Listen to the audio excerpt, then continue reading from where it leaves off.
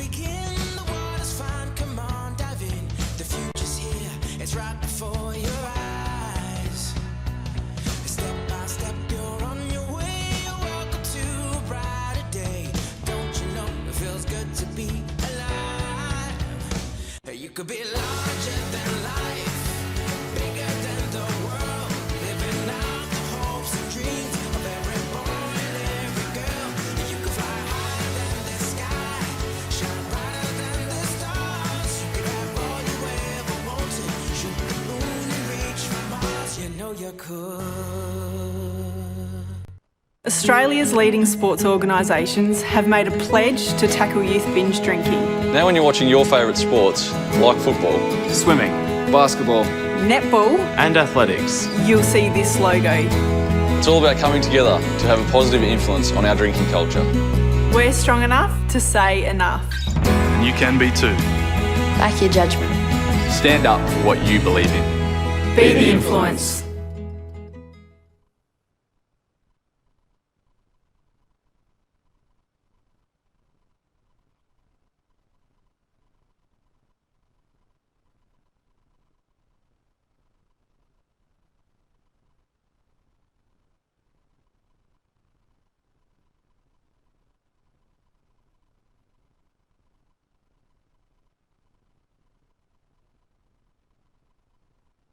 League Tag Championships.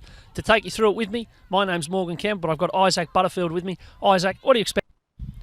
Good afternoon and welcome to St John Oval. We're here for the semi-finals and final of the Ladies League Tag New South Wales Premiers Challenge for 2015, and it's very good to have you with us. How it's going to work today, at 4 o'clock we've got the semi-final number 1, and we know that that's going to be Newcastle up against Kiama. Then at 4:40 we've got semi-final number 2. Then we have a break, and at 20 minutes to 6 we have kick-off in the grand final of the New South Wales Ladies League Tag Championships. To take you through it with me, my name's Morgan Kemp, but I've got Isaac Butterfield with me. Isaac, what are you expecting to see today? Well, mate, from my experience already here today, I've been here for about an hour and there is plenty of action going on. It's very exciting. I mean, I've never seen league tag before, but this is amazing. There's plenty of extremely fit and professional athletes out there today. It's going to be a great day as the action gets extremely close to us right Very now. close. I'm getting a bit nervous, but Morgan, I can't wait to see what transpires later on this afternoon. You're quite right, it should be a good day. It's one of the fastest growing sports in Australia, league tag. It's become very, very popular and it's growing all the time. So this is a great opportunity for the sport to get a little bit more coverage, and we're very glad to have it on Bar TV. So stick around. We're going to take a couple of interviews, talk to a few of the people who are involved throughout the day, and then at 4 o'clock it'll be time for kick-off in semi-final number 1. We'll see you in a few minutes. Okay, awesome, clear. Well, we're here with Joel, the coach of the Newcastle side. G'day, Joel. Thanks for talking to Bar TV. And your side, you don't have a league tag competition in Newcastle, so you've really had to put your team together from scratch. Has that been difficult? Yeah, it's been heaps difficult. Without no league tag competition here, it's pretty hard to pull players from. Got to get them from touch football, odds tag, and to convert them to the game of league. It's a big concept and a lot to learn. And yeah, the girls are doing quite well to pull a semi-final position, which is yeah. Well, they're doing very well. They're through to the semi-finals already. They're going to play Kiama in a few minutes. I guess that wouldn't have been expected going into the day. Oh, definitely not. Well, first goal was to try and get a try, let alone pull a semi-final spot. So to come up against like last year's premiers, Kiama, that's going to be a tough task. But the girls are pretty keen and ready to go. Good stuff. Well, do you think there's a chance that there might be a league tag competition in Newcastle in the next couple of years? Surely this success today has got to give it a bit of momentum.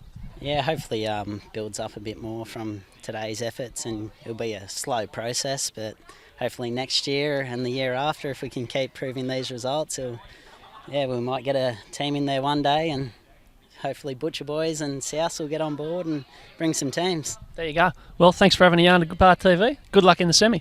Cheers, thanks. Well, we're here with one of the players from the Newcastle side, Jackie. Thanks for having a yarn to Bar TV. How are you feeling going into the semi-final? Yeah, pretty excited about it. Should be a good game. Now, I just said to your coach, you don't have a Newcastle league tag competition, so your team's kind of been cobbled together from a few different places. How did you get roped into the Newcastle league tag side? Through OzTag, the Newcastle president Joe Howard just asked me to come for a trial, so I went and trialled, and yeah. No, good stuff. So, do you think that the league tag competition is something you'd want to be part of in the next couple of years if it gets up? Yeah, definitely. If it had been Newcastle, that'd be awesome. I think the whole team would be into it, yeah. And you guys, I guess, wouldn't have had too many expectations coming in today as far as a bit of success, not being from a traditional league tag area. Do you think you got a chance in the semi-final?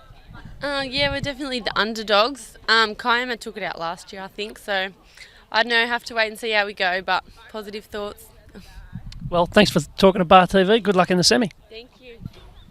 Here with Brittany Kessel, the flying winger. Now she's moved into the middle for today. She's coming into the semi-finals. How are you feeling, Britt? You feeling excited? You pumped, ready to go? Yeah, the girls are all ready to go. They're all pumped up and playing really good, and I feel like we're going to go well in the finals. So plenty of training's coming today. Has it been 6 months, 8 months, 12 months of training, or just a couple of weeks? Probably about 6 weeks. Everyone just gelled really nicely together. So who's there out there today that you need to watch out for? Kiama. I think they won their comp, and we're versing them next, and we're going to beat them. I'm feeling pretty good about it. Very confident, Brittany Kessel. Watch out, Kiama. She's coming for you. Well, we're here with Christy, the captain of the Kiama side. They're about to take on Newcastle in the grand final. Christy, you won the premiership last year. You feeling confident again? Pretty confident. We just come off the back of a good win just then, but you never know. We don't really know much about Newcastle, so just got to wait till we get out there and see how we go. That was going to be my next question, actually. With Newcastle not being a side that has played in the competition before, and with them being sort of cobbled together from a lot of different comps, is it going to be harder to know how they're going to play? Well, I think we can adapt. Probably just take the first 10, kind of 15 minutes to just see how they go, and yeah, that's about it. So.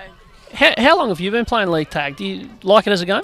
Yeah, love it. I think this, going into next season, will be my 7th year. So 7 years, really. So, people watching at home, you'd encourage them to get involved, get into their local league tag competition and take the game? Oh, definitely. I think if they play OzTag, get into it because it's just so different, the comparison to the two games. I love the bigger field and being able to kick properly and, yeah, love it. Nice. Thanks very much for talking to Bar TV. Good luck in the semi. Thank you very much. Well, we're here with Bert Lowry, the Football Operations Manager at the Country Rugby League. Bert, beautiful day for it. You must be happy with how it's gone so far. Yeah, extremely happy. The weather's been kind to us for the second year in a row. The teams have all showed up and supported the concept very, very well. They say that it's one of the fastest growing games in Australia, Ladies League Tag. What sort of growth have you seen in New South Wales? Okay, last year we had about 1,500 participants. This year we've gone to 5,500, so it's grown enormously in the last 12 months. Crikey. I'm not much good at maths, but that sounds like about 400%. That's not bad. So that's fantastic. And have you noticed that it's across the state, that it's growing everywhere, and that there's a lot of girls all over the state that want to play the game? It is. It's extremely widespread. We've only got about 2 or 3 centres now that don't play it. Everywhere else that's put it in, it's been very, very successful. So Newcastle's one of those areas that doesn't have a competition yet, despite being a really strong rugby league area. Can you see Newcastle getting a league tag competition in the next few years? Yeah, most definitely. Newcastle this year in 2015 had a number of come and try days. Yep. That's led now to the evolution of the competition next season. Fantastic. Thank you very much, Bert, for talking to Bar TV. Thank you. Give us the 3, 2, 1. I'm here with Rachel Pearson, and she's just come off the field. How do you feel, Rach, after that? You haven't won, but you played pretty well. There was a chip and chase there in the end. You're looking to score to win the game off a penalty. Yeah, it would have been nice, but it didn't come off. But yeah, Kincumber played really well, and I hope they do well in the finals. Absolutely. You were trying to channel a bit of JT there in the end? Yeah, I looked at JT a bit. Yeah, he's not a bad player, so. Yeah, no, he goes all right. Yeah, no, he does. He's done pretty well. Yeah. So you're playing in the stateside this year, is that correct? Stateside? No stateside. I haven't done. What were you playing? What's been happening out at Hay? Out at Hay, we're Group 20. We're the Group 20 premiers. And yeah, we've had a really good year, so we got invited to come up here and play against all these champions, and yeah. Now, I was talking to a mate of mine, and he said this is basically your end of season trip as well. So what's happening tonight? The girls going out and tearing up Newcastle. What's happening? Yeah, well, the main aim was to play footy first, but now that we're knocked out, it's definitely switched over to the end of season. So I don't know, I suppose we'll go out for tea. We'll have a few quiet drinks, I suppose. A few people mightn't be so quiet, but yeah, we'll definitely celebrate our really good year. All right, Rachel's out for a few quiet drinks. Rachel, thank you so much for joining us on Bar TV. Have a great day. Thank you. Cheers. Bar TV. I'm here with the captain and the coach of the Kincumber Colts, Nerad and Pop. How are you guys? Going all right? Good, really good. Having a great day. Pop, how are you, mate? Yeah, I'm good. I'm doing a lot easier than the girls. I've had one reserve for 3 games, and they're going really well. And you've just had a win up against Hay. What do you put that down to? Just determination, strength in our defence, and then just waiting and attacking the ball. Now behind me you've got your canopy. What would you call that? I'm not going to get a camera pose, a pan, but what do we call that? A canvas. Team. A tent. I don't know what it's called. Anyway, I said I don't know what it's called. Doesn't matter. Something from BCF as the action goes on behind us. There's a ball. Sorry, I'm just my inner commentary coming out. There's a lot of running repairs going on inside that tent. Is there a big loss going on in the girls in there? No, we're. Don't give away any secrets. There's a lot of strapping going on. There's a few massages happening. It's all happening in their pop. Yeah, well, it's only a couple of weeks out from the end of the season, so they've put in for a big year already, and then they're doing this on the back of it, so they're all carrying some sort of injury, a bit of pain, Fair enough, and thank you so much, guys, for joining us on Bar TV, and good luck to the Kincumber Colts. Thank you. Cheers. Thanks very much. Bye. Thanks, boys. Toodaloo.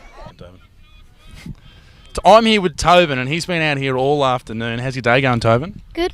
Running the ball, boy. Very well said. What's been happening, mate? Flat out? Yeah. Chasing that ball around like there's no tomorrow, haven't you? Yeah. Absolutely. And what do you reckon for the grand final? Who do you reckon's going to win? We don't know who's in it yet, but who do you reckon? I'm not sure actually. All right. That's probably a pretty good answer because we don't know who's in the grand final yet. But Tobin, well, how long have you been here for today? About. I don't know. What time did you get here this morning?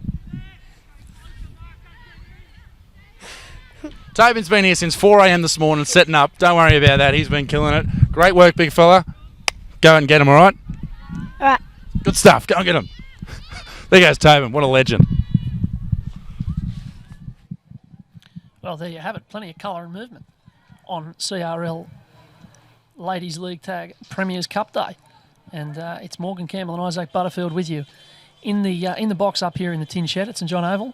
Isaac, plenty of colour and movement going on today. It's all been happening down here. Apparently everyone's been here all day. Yeah, 8 o'clock this morning. 8 o'clock this morning. Makes for a big day. Just talking to a ball boy before, and he was been here since 4 o'clock, he reckons. So it's been a big day. 4 o'clock in the morning? 4 o'clock in the morning, he reckon. That's what he was telling me. No, I don't know about that. Has Malcolm Turnbull been informed? That's got to be against child labour laws. Get a Fair Work Commission involved. But no, it's all been happening here today, and there's been plenty of athletes out there showing their stuff, and we've got a couple of great games coming up in the grand final to finish it all off. Absolutely right. So as I said at the top, this is the first semi-final. It's Kiama up against Newcastle. Then we've got Katingal against Kincumber in the second semi-final. That'll follow straight after at about 20 to 5. And then finally at 20 to 6, the grand final between the winner of semi-final 1 and the winner of semi-final 2. It's pretty simple. And we're just getting the pre-match pleasantries here. The referee just giving them the same instructions you see at every junior game or laying down the senior law. game or whatever it might be. You know, it's all happening. No swing by the jersey, no head highs. No spear tackles out there, ladies. Yeah, all that. Please try to refrain from that. Exactly. So we might run through the teams while we've got a moment as the handshakes take place for Kiama. Now they're in the red. Number 1, Tyler Finn. Number 2, Rachel Condren. Number 3, Sarah Ben. 4, Alana Glasson. 5, Charmaine Holland. 6, Jamie Emerson. 7, Jacinta Barry. 8, Josie Troutman. 9, Christy Pan. 10, Ashley David. 13, Christy Church. 14, Lauren Bragg. And 15, Talara Bell. For Newcastle, number 1, Jackie Moriarty. Number 2, Sarah McGee. 3, Kearney Churchland. 4, Jessie Fitzpatrick. 6, Sam Redmond. 7, Corey Hodges. 8, Emily Caton. 9, Sarah Dodds. 10, Zoe Kahn. 11, Brittany Kessel. 13, Alexis Bridge. 14, Georgia Graham. 15, Brodie Greenwood. 16, Jordan Glanville. And 17, Rachel Elliott. I think it's go time. Let's get underway, and the whistle's gone. Semi-final number 1, and we got the Ipswich Jets kick-off. Oh, what a kick to start the game. I didn't know that Kiama were coached by the Walker brothers, but there you go. That is great. The short straight kick-off. away. Straight away, they're in great attacking position. Let's see what they can come up with straight away, Kiama here. Yeah, there they go. That's the number 8, Josie Troutman, taking it forward. And it's Kiama with a great early opportunity, as you say, Isaac. And this is good hands here from Jamie Emerson, and she's gone straight through. There's no tag there. She's away from one. She throws the intercept pass. Kessel there, great intercept. She shut it down straight away. Great bit of play. So it's Kessel in the 11, who's taken down 5 out from her own line. Newcastle, well, they've dodged one there in the early stages, as we said earlier. Newcastle don't have a league tag competition. This is an invitational team from some of the Oz tag teams around the place. And they've made it to the semi-final against last year's premiers. And Kiama came out of nowhere there. They were all over it. They were into space straight away and shut down so quickly. But you just go to see what the skill these girls have got. Yeah, that's right. So this is the 6 for Newcastle. It's Sam Redmond. And she's tried to get it back there, and the ball goes to ground. So they've turned it over in good field position. Kiama with another chance. And it's fast and furious early on here, isn't it? It's all happening. Don't Straight, worry about that. absolutely, straight into them. Lauren Bragg at dummy half. Away there to Barry. Barry back to Bragg. Bragg's going to go straight through, and she's hard to stop from there. She's still dodging and weaving, but the tag's made a yard out. That was very close. Christy Church. Away there to Barry. To Finn. Finn, she was elusive in the games earlier in the And pools. a penalty, a bit of a grab there from Kessel. She's grabbed her around the legs. She was just trying to get that tag. If you try and slow them down so much like that, around the waist, that's a penalty straight away. Yeah, contact apart from a tag is a big no-no in this competition. She's gone straight through and put it down, but they're not going to give it. She's got to go back and play That was very close. Tyler Finn again. Now it's out the back here to Pan. Pan back inside. There's a dummy and there's a try. Oh no, there's a tag. Jamie Emerson, see, it's hard to get on these when they go straight through. Out the back it goes. Pan gets it back, or tried to get it back. They should fall on it. They do. And they're going to say... Is it a lost ball? Fifth Changeover. tackle changeover. So they've done well, Newcastle. They're under a bit of fire early, but they're hanging in well. It seems to be Kiama, their unders plays, their inside plays, they're just tearing the Newcastle defence apart, but they've still got them on the line. They're still doing well. Most of the games have been fairly low scoring. The defence has been pretty good over the course of the day. But you're quite right. Kiama have got quick attack, but here's a bit of quick attack. Up the middle they go. And finally, Corey Hodges is taken down, but that's a 30-metre run to get them out of trouble. They'll be able to set up a clearing kick here in a minute. Forward come Newcastle. That's Kearney Churchland. Towards halfway they go. And forward they're through again, are they? No, they're not. Jordan Glanville right on the halfway line. Out the back they go. This will be the kick. And it's Redmond. Well taken. Yeah, very well taken, and they maintain pretty decent field position here, Kiama. This ground was terribly chopped up a couple of weeks ago because of a Newcastle Rugby League semi-final, but it's recovered pretty well. It looks great out there. It looks like a very fast track. There's going to be plenty of speed out there. Don't worry about that, Morgan. I went for a bit of a run across there to get the team sheets earlier, and there was a bit of... It's undulating a little bit. You were flying across there. I was watching you. Some absolutely enormous pace. I'm a gazelle. What can I say? As there's a turnover here from Alana Glasson, and Newcastle are going to get the ball back. So they've been able to put up with the early pressure so far. 14 teams have been involved today in this Gala Premiers Challenge Day for the Ladies League tag. There's only 4 left. And Newcastle, perhaps unexpectedly, are one of them. Here's Redmond, and she's taken. They're up quickly in defence, aren't they, Kiama?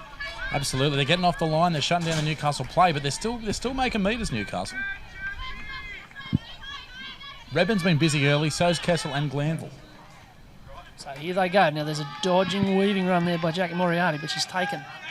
They're into Kiama's half for the first time. Great kick. Look at this. Got the bounce as well, and they'll try and force them back here. It might be too good in the end. It's going to trickle over the dead ball line. That was a massive kick. That was a beauty. Kiama can come back. That was from about the halfway line. And Kiama will come back to a 20 tap, and even though that's probably not the exact result they wanted, it's not too bad because they've spent most of this first 5 minutes back on their own line. So that's a double tag. It was, yes. See, intimidation tactics. Get them twice just to show you can. The softening up period. Yeah, that's 2 it. tags. We're into the arm wrestle here, my friend. Prisoners. That's it. From the Newcastle side. Yep, that's the ethic. And now there's there it was. Bell almost went through then. She did indeed. Very close. Back to the right-hand side they go. This is David. And they're weaving here. It's a good run here from Glasson. And she's finally tagged in a ripper there. No pun intended from Jordan Glanville. Back to the open side. Quick defence from Marker there. Very good, Bell. Oh, David over the back. It's off the knees. I think that's all right. Church. 30 out. Well placed. Emerson down the short. Troutman. She's all isolated over there, but they've gone the grabs. Oh, they can't get her. And she's only 10 away. There's a lot of grabs at that tag there, but no one come up with the goods. Absolutely. Flat ball across to Church. And that one might be a bit deep. That one might be a bit deep. The bounce is friendly enough for Newcastle. Geez, that was the right idea, but if you just kept that in, that was a great kick. Yeah, bought a ticket in the lottery there. A better bounce and there would have been trouble. 9 minutes to go in the first half here. Semi-final 1. Newcastle 0. Kiama 0. This is a true semi-final. Plenty of stuff going on early, but there's still plenty of defence. So the very old-fashioned tap and go there. Absolutely. And it's Jordan Glanville who's taken. And Newcastle trying the unders ball themselves, but they've turned it over, and it was an important tag there from Brittany Kessel on Christy Churchill. She was away. Here's Emerson again. She's been dangerous. She's got a good step. Look at the footwork. Looks very lively. To the right they go. This is David. Just taking metres off them. Somebody's got to lay a tag on. And finally they do, but not far away. They might look to the short. They look to the right, the left instead. Here's Emerson. Looks unders. That's a good ball. But it was Ben. She was taken. Emerson's in at dummy half. She's running the show here. David, flat ball there to Church. Church isn't far away. Great tag again. Jordan Glanville's made a couple of good ones. Bit of a rainbow ball over there to David. Back to Bell. Need a dummy half here. It's Church. It's last tackle. David's got the ball. I love seeing a number 10 kick the ball, and it's taken very well there by the number 6, Sam Redmond. And Newcastle survive again. They're only just hanging in here, but they're hanging in all the same. Kiama throwing everything at the Newcastle, and they just can't seem to get there.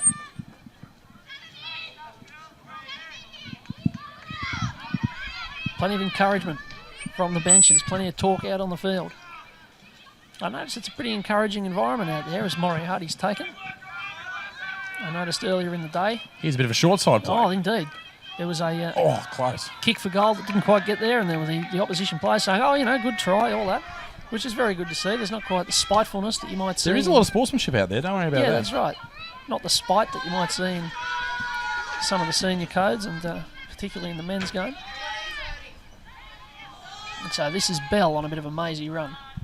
Finally taken down. And they're galloping forward, Kiama. You'll notice, Morgan, a lot of the players, the hip movement at the line is a big part of this game. Trying to get through the gap. They run straight at the gap, and if they can get the little hips through, the hip and shake. Morgan's acting it out right next to me now. It's a bit disturbing. Bit disturbing. Don't worry about that. But here's David with the ball looking for a short side play. Yeah, and away they go with Church. But the movement of the hips is very important. Here from technical and tactical insight from Isaac Butterfield. Now they go with Pan, and she's still going, and she's not anymore, but it was close. And it was a good tag back on the inside from Churchland. Back to the left they go. Church puts it under the sticks. He's going to ask a question here, and it needs to be fielded there by Moriarty, who did well, but they forced a drop out. Back to the posts. Pressure building. 6 minutes to go until half time in this first semi-final. The winner of this plays the winner of Kincumber and Katingle. It's a K-a-thon. 3 out of the 4 teams. That's a tongue twister. There's a stat. There you go. So for those of you who aren't familiar with this game, it is basically rugby league, but with the tags involved. Would I be right in saying that, Morgan? I think that's about fair. It's not. It's certainly not to be confused with OzTag. That's a serious faux pas. Absolutely, they get very offended. Yes, league tag's entirely distinct, and you're quite right. League rules, but with tagging instead of tackling. Now, here's Emerson. The footwork again from Emerson. Very, very lively. 10 out centre field. What more could they want here? To the right with Ben. They're looking for a way through, and this isn't it. Finns at dummy half. They went the ankle tap there. That's a good ball over the top. They've scored this time. That's a try. Yeah, the bow finally breaks. It's Lauren Bragg. He's pointed the spot, the referee. Kiama up first in this semi-final with only 5 minutes left on the scoreboard.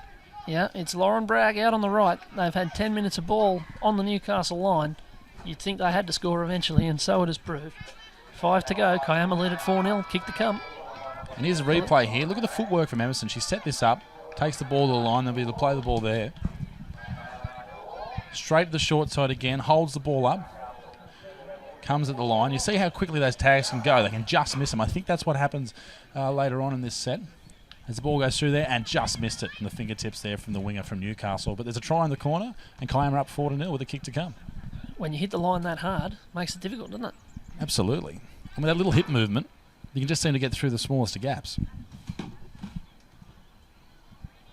So the ball is being placed on the tee here. Time still ticking away. 4 minutes 30 in the first half. And really, the pattern of the game was set with the kickoff, which went into touch. And from there, Kiama have had the better of it.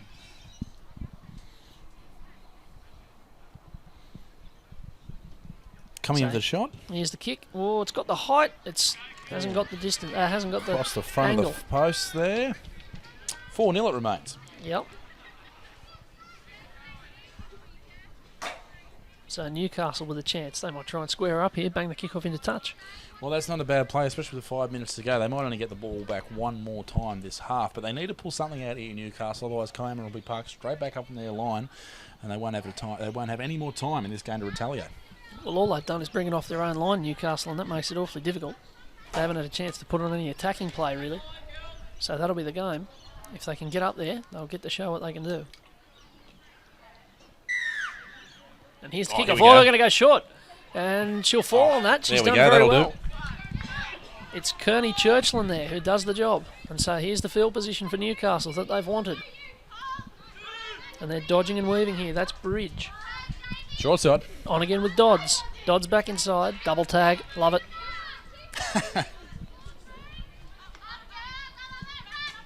Away they go to Redmond. Short ball. She's through there, Churchland. She's away. If she's got the pace, she'll score. Oh, she's taken. She's just that was taken. a great gap. It was. It was a great ball. Held it up. Passed it just at the line. What a chance for Newcastle. To the left they go. Switch it.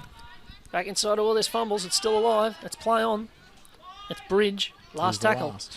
What can they do with the kick? This is Glanville. And that's the end of the set. That's a changeover. It's just as good as kicking the ball into the in goal. They're coming out from their own line. Still might have been a bit disappointing. They might have wanted to throw a bit of a query up with a kick into the in goal, but still they've showed that they can attack. 2 minutes to go.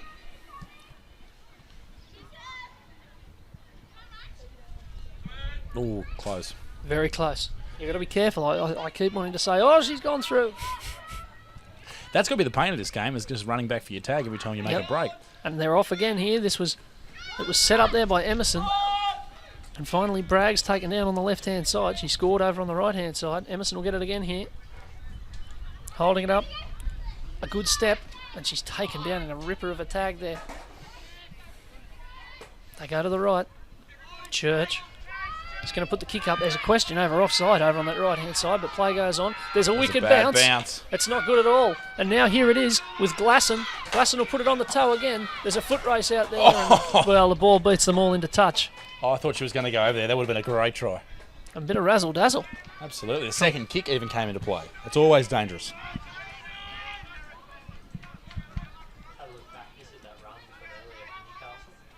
We're going to have a look on the replay here. Look at the hole she runs here. As they came to beautiful. Perfect. Sam Inside, Redmond it was outside. who threw the pass, and Churchland threw the gap, and she was very, very close indeed. Now they're trying back on the inside again. Here's Here they are Kessel. again, opening them up. The fullback's coming, and does very well there on Kessel. It was Elliott. It was Bell who made the tag. They come back inside. Here's the dummy half Carving with through Dodds. again. She's got them open again. That's 2 line breaks in a row. They finally do get her. Kiama are tired here. They need to get the ball wide, Newcastle. 40 seconds to go. This is Glanville. Glanville's still going. Not anymore. Penalty. Well, I think they're going to say she ran off the mark. I believe she may have jumped through the line. Is that a rule? I think that's right. I believe if you jump and you change your height just at the line, so someone can't grab your tag, it is a penalty. You'd think it'd be a natural instinct, though, wouldn't you? Oh, there's a bit of contact. Bit of a shot. Oh, bit of niggle. We love that. Hit. That's what the fans have come to see. Oh, another one there. That's a penalty. Oh, that's an interesting call from the referee. Well, they do say the onus is on the attacker to avoid contact, but... well, where was she supposed to go then, Morgan? 6, Sam Redmond came flying up there, so the referee says penalty. There's only 1 second to go. And that's the end of the half. So she's been binned. Oh, hang on. Big call. Well, that's extraordinary. Of all the things... She gave a bit of cheek. Yep. Sam Redmond goes. Can we get a replay of that? Well, I don't know if we can get a replay of the cheek, but there's going to be a penalty here. And Kiama, if someone's got a big boot, will have a chance to take the 2 or take a tap. They're going to take the tap. And so Kiama, with a late chance, they make not too much of it, and that's the end of the half. They didn't even wait for Sam Redmond to get off the field. But of all the things I expected to see when I came here today, Isaac Butterfield, a sin binning in the semi-final was not one. Wow, and quite unnecessary, I dare say. I mean, I don't want to be ridiculed, but it wasn't. But here's the lead-up. We'll watch it and we'll get to it in a moment. It was a penalty for jumping through the line, but Redmond got binned, and Redmond's a massive player for the Newcastle side here. She's been doing so much through the game. As you say, there's a little bit of contact comes through here, I believe. Yeah, a little bit of contact there straight away. That's the player that got binned. So she came up once and sort of made a bit of a grab, and I believe then she there's did this it again one here. and chucked it on, and then she came back and she got a warning. She asked the question to the referee, Morgan. I heard her. She said, Yep. where am I supposed to go? And that was my question that I asked, so I tend to agree with her. Takes the tap and goes again. Gobs off at the referee, and the referee says, right. Oh, well, there you Big go. call in a semi-final, sir. It is indeed. So The crowd can't believe it. no. Wow. Well, We've got Mrs. Redmond up here. No, I tend to disagree with the referee there, but yeah, interesting. but that's a big game, big call. Interesting. Well, so Sam Redmond's off. They'll have to make do one short, Newcastle. Kiama have the lead. It's 4-0 at half-time here. The referee's having a bit of a confab on the halfway line. Kiama had all the ball in that half and looked dangerous on the line, but just couldn't seem to break through the defence. However, Newcastle got the ball when Kiama were tired, and they were making all these metres. They were on fire. It was unbelievable. Well, fast and furious. We did say it. And that's certainly what it's been so far. I think a lot of viewers might be surprised by the veracity and skill in the game. Was that the veracity, did you say? Yeah, veracity. It's a great word. I like it. Oh, I thought you were correcting me. Never. I really did think that was a word. Turns out it is. Go me. I'm just looking at the rules here to see what happens as far as a binning. As far as a binning, well, I'm wondering if I must admit in my research today, I didn't expect to be seeing a binning, so it wasn't something I paid a lot of attention to. The 10-minute sin bin. Let's have a look. Surely it's not 10 minutes. So there's the rule. You can get sin bin for deliberately and continuously breaking the laws of the game, using offensive language, disputing the decision of the referee, deliberately obstructing an opponent who's not in possession, or using a shoulder charge.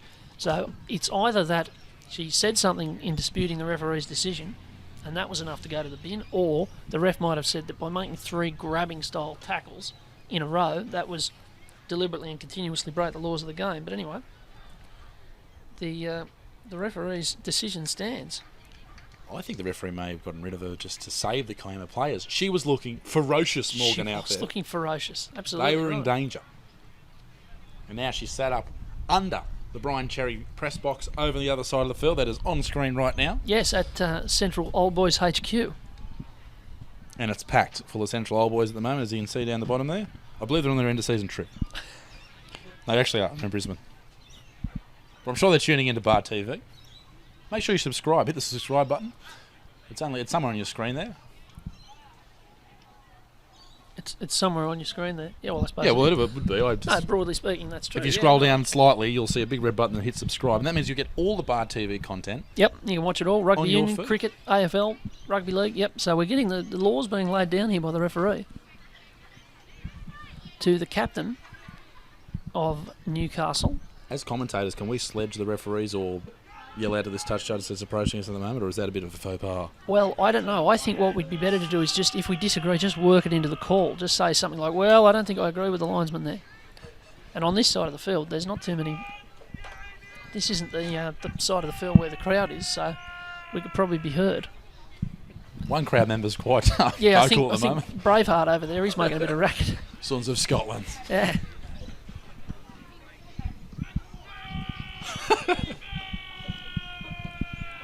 See, now we've done a few pre-game interviews and all of that. That's the bloke we should have been talking to. Where was he? Where was he? I blame our producer. Yes. Shame on you, Jack. I'm trying to spot this gent so we can get him in the break between the semi and the final. But we're back underway in semi-final 1. Kiama have the lead and they have the one-player advantage. It's 11 versus 10 here, and there's no dummy half. Oh dear, there must have been a temptation to dive into the ruck there for Churchland, but they play on. So Kiama playing with 11, Newcastle playing with 10. Here's Emerson. They go to the short side. Bragg scored the try in the first half. She'll be the hero if it stays like this. Last tackle. On the 50-metre line, good possession. Yep, it was a decent early set. Now, that's a bit of a shank from Pan, but it goes across field. There's a fumble out there. I think this will be ruled knock on, 6 to go. What's the referee say? That's exactly what he says. Down the short side they go with Troutman. And they're going that way again with Finn. Newcastle didn't need this. They needed to get back out and put a big kick down of their own and play down their end. But fortunately, Kiama, for Newcastle, unfortunately, they're in good space and Bell almost goes through. Yeah, they're working them over here. This has been the pattern of the game so far. This is David showing it. Going to the line. It's a great pass. Away there to Pan. She's away, but she's taken down 20 out. Gee, David held that so well. Absolutely. And just put it right at the right moment. And a cutout ball. Over the top there to Bragg. Bragg out wide. This on is the Glasson. toe. She's great. Kicked and regathered. Not far away. Not far away at all. Holland's in at dummy half. Away there to Bragg. Bragg over to Emerson. Emerson away to David. David with the rainbow. Back over the top. They're moving it to the left. This is Ben. Long ball over there to Finn, who got the fumbles. What a great shift from Kiama there. It was. Again, we say razzle dazzle. 13 minutes to go in semi-final 2. And about 3 minutes to go until Newcastle can regain their full complement of players. I think it might be a 5-minute sin bin, actually. Sorry, yeah, you're quite right. Sure. 5-minute sin bin. As there's another knock on there, the mistakes just coming into the game a little bit for Newcastle. They're under enough pressure from Kiama, they don't need to be under it from themselves. But forward they come with Ben. Pan showing it, great ball there to Bragg, she's got one, she's only got one. Pan again, David, she'll take it to the line, she'll turn it inside, she'll be putting on a try for Talara Bell. Jeez, David sold that so well. The ball the play. pass. It was just beautiful ball play back on the inside, holding it up, dummy, inside ball, 8-0. David held that to the last possible moment before she got tagged. And then a perfect ball onto the chest. Let's have a look on the replay. replay. Watch it here. This is a tackle before. So this was Bragg, who was home and away there before she was finally just dragged down. Pan gave it across there. Watch David. the hold. We've seen her do it a couple of times. There it was. And the hip movement rather. And Bell will score right next to the post. Yep. Committed every single defender that she could have there before giving it away. So it's 8-0.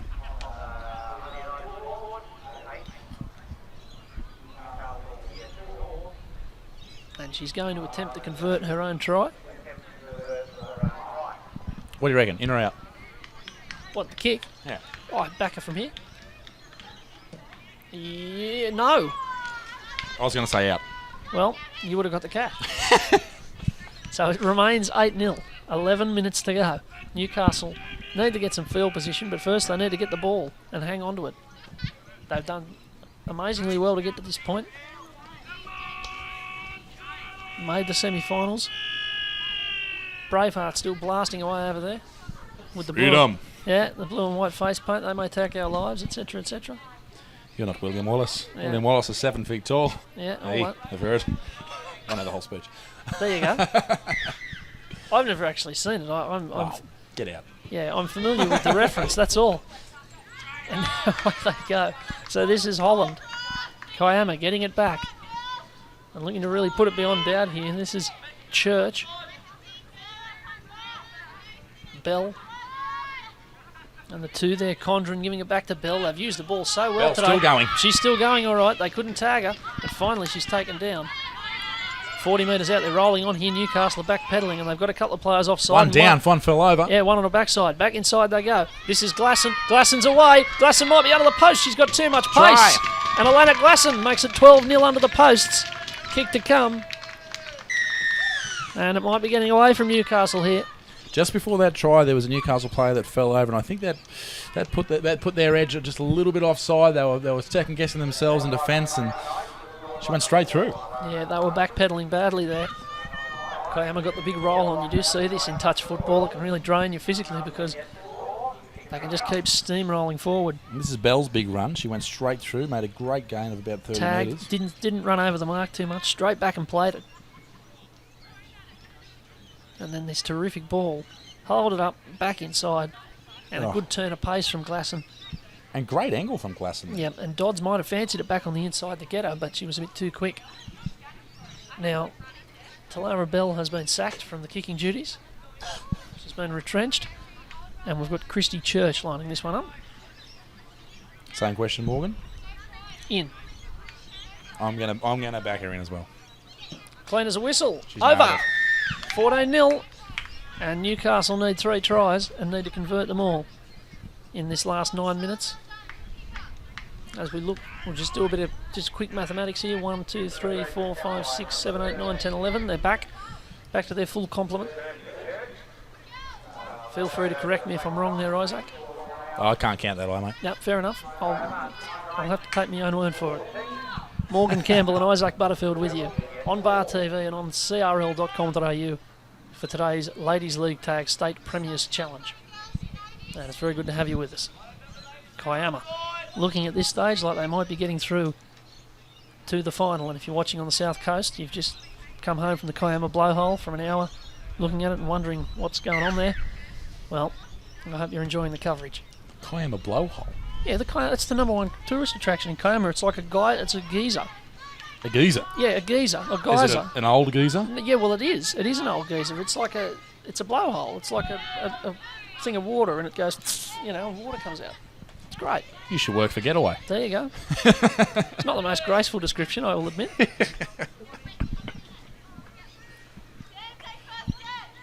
Whenever I think of Kiama, I think of the Kiama blowhole. That was another strong tackle there, almost, by Redmond. She's back on the field. It's back on. She was one of their best with the ball, so they would have missed her. But having a man down, when you're already 2 men down in the defensive line, I say man, the field is already bigger than an 11-a-side game, so it's really going to tire you out. Now that was good tagging there from Emerson, who's got to have a claim for player of the match. Emerson's been great. Her footwork in the middle has tired out the Newcastle defence by all means. Here's Churchland back on the inside. Oh, it was a chance there for a minute. Sarah Ben did well. They're looking to the short side here. Underline's on again, but she holds it up and goes herself. And they sandwich and come across. Have both of them. Flat ball. And it's opened up here for Churchland. That's a good ball too. And away goes Dodds.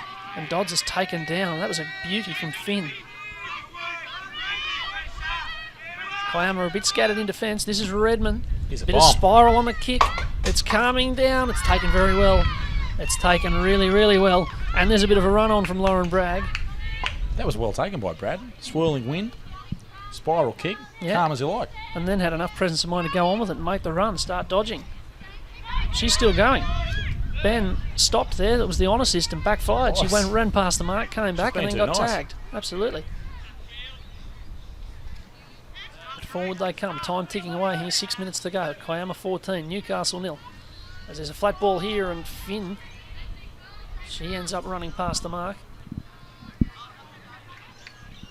Here's David. She'd be another one who'd have a claim for player of the match.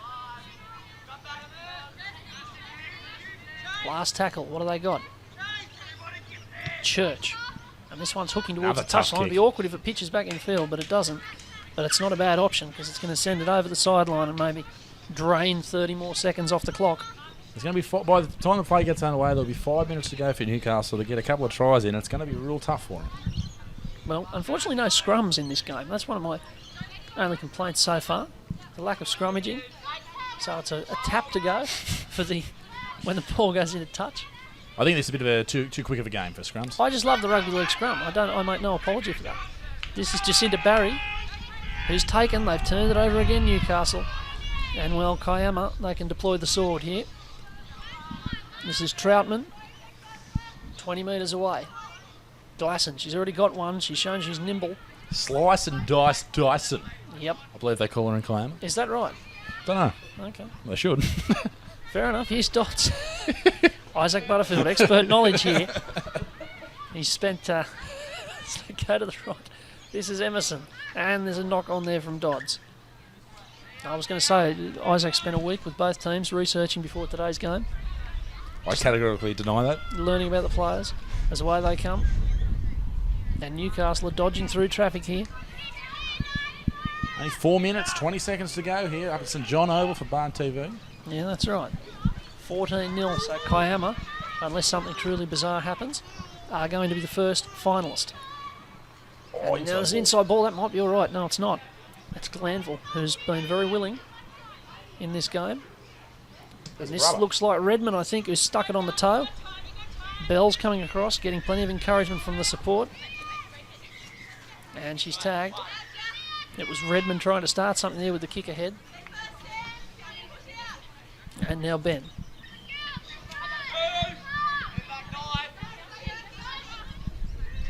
Away they go. This is Church. And Church went past one, couldn't get past a second. Redmond did the job. Now David holding it up. Lovely inside ball again. It's Finn. But they were wise to it this time. They've seen her do it a couple of times. I'm sure the coaches of Katingle and King Cumber have been watching this, knowing that that'll be on in the final. David coming across field with that inside ball. That's going straight on the tip sheet. Now the Rainbow over the top to Bell. Forward pass. And, it's been called forward. From the touch judge. Ah, yes. Under the hat on the far side. Not copping too much stick, I don't think, from the support, which is a nice change from what usually goes on here. If you'd have ruled a forward pass against Central Charlestown here, all hell would have broken loose. The general response of "you're kidding." Yep. At best. That's the clean version. Yep. 3 minutes to go and a bit less now. That's Newcastle looking for a try here. They said in our interview before the game that their goal coming into the tournament was to score a try. Well, they've got to a semi-final. I think they're entitled to be pretty proud of themselves, but it looks like the run's going to end here. Here's Emerson. Good ball away to Glasson. Glasson's dancing there. And Redmond finally put a stop to it. I believe that was the foxtrot, Morgan. Yep, I think that's right. That's the technical term. Here's David. Flat ball across to Finn. And Finn's stopped there. They had numbers out wide then, Kiama. They've got a few subs as well. They're using the bench. Emerson's just going off for a rest. Here's Ben. To the right. Braggs has gone straight through. She's still going. If she can get past the fullback, she's under the posts. She should be. The tag's made. It's a beauty. Didn't give up. Jackie Moriarty. Some of the encouragement we gave her before the game. There you go. Dodds. They should score here, you would think. Back inside to Glasson. Glasson's tagged again by Moriarty. Moriarty's all over it. A minute and a half to go. They've turned it over. There you go. So Newcastle get it back. And that was some great work back on the inside from Jackie Moriarty. It's very easy to put yourself about when the game's on the line. It's harder to do it when you're 14-0 down with 2 minutes to go, but she's kept turning up in defence there. Inside ball for Glanville. The Newcastle team seem to have enjoyed themselves today. I'm sure they'll be back next year in one form or another. Well, let's hope it's involved in the Newcastle comp in its entirety. Yeah, absolutely.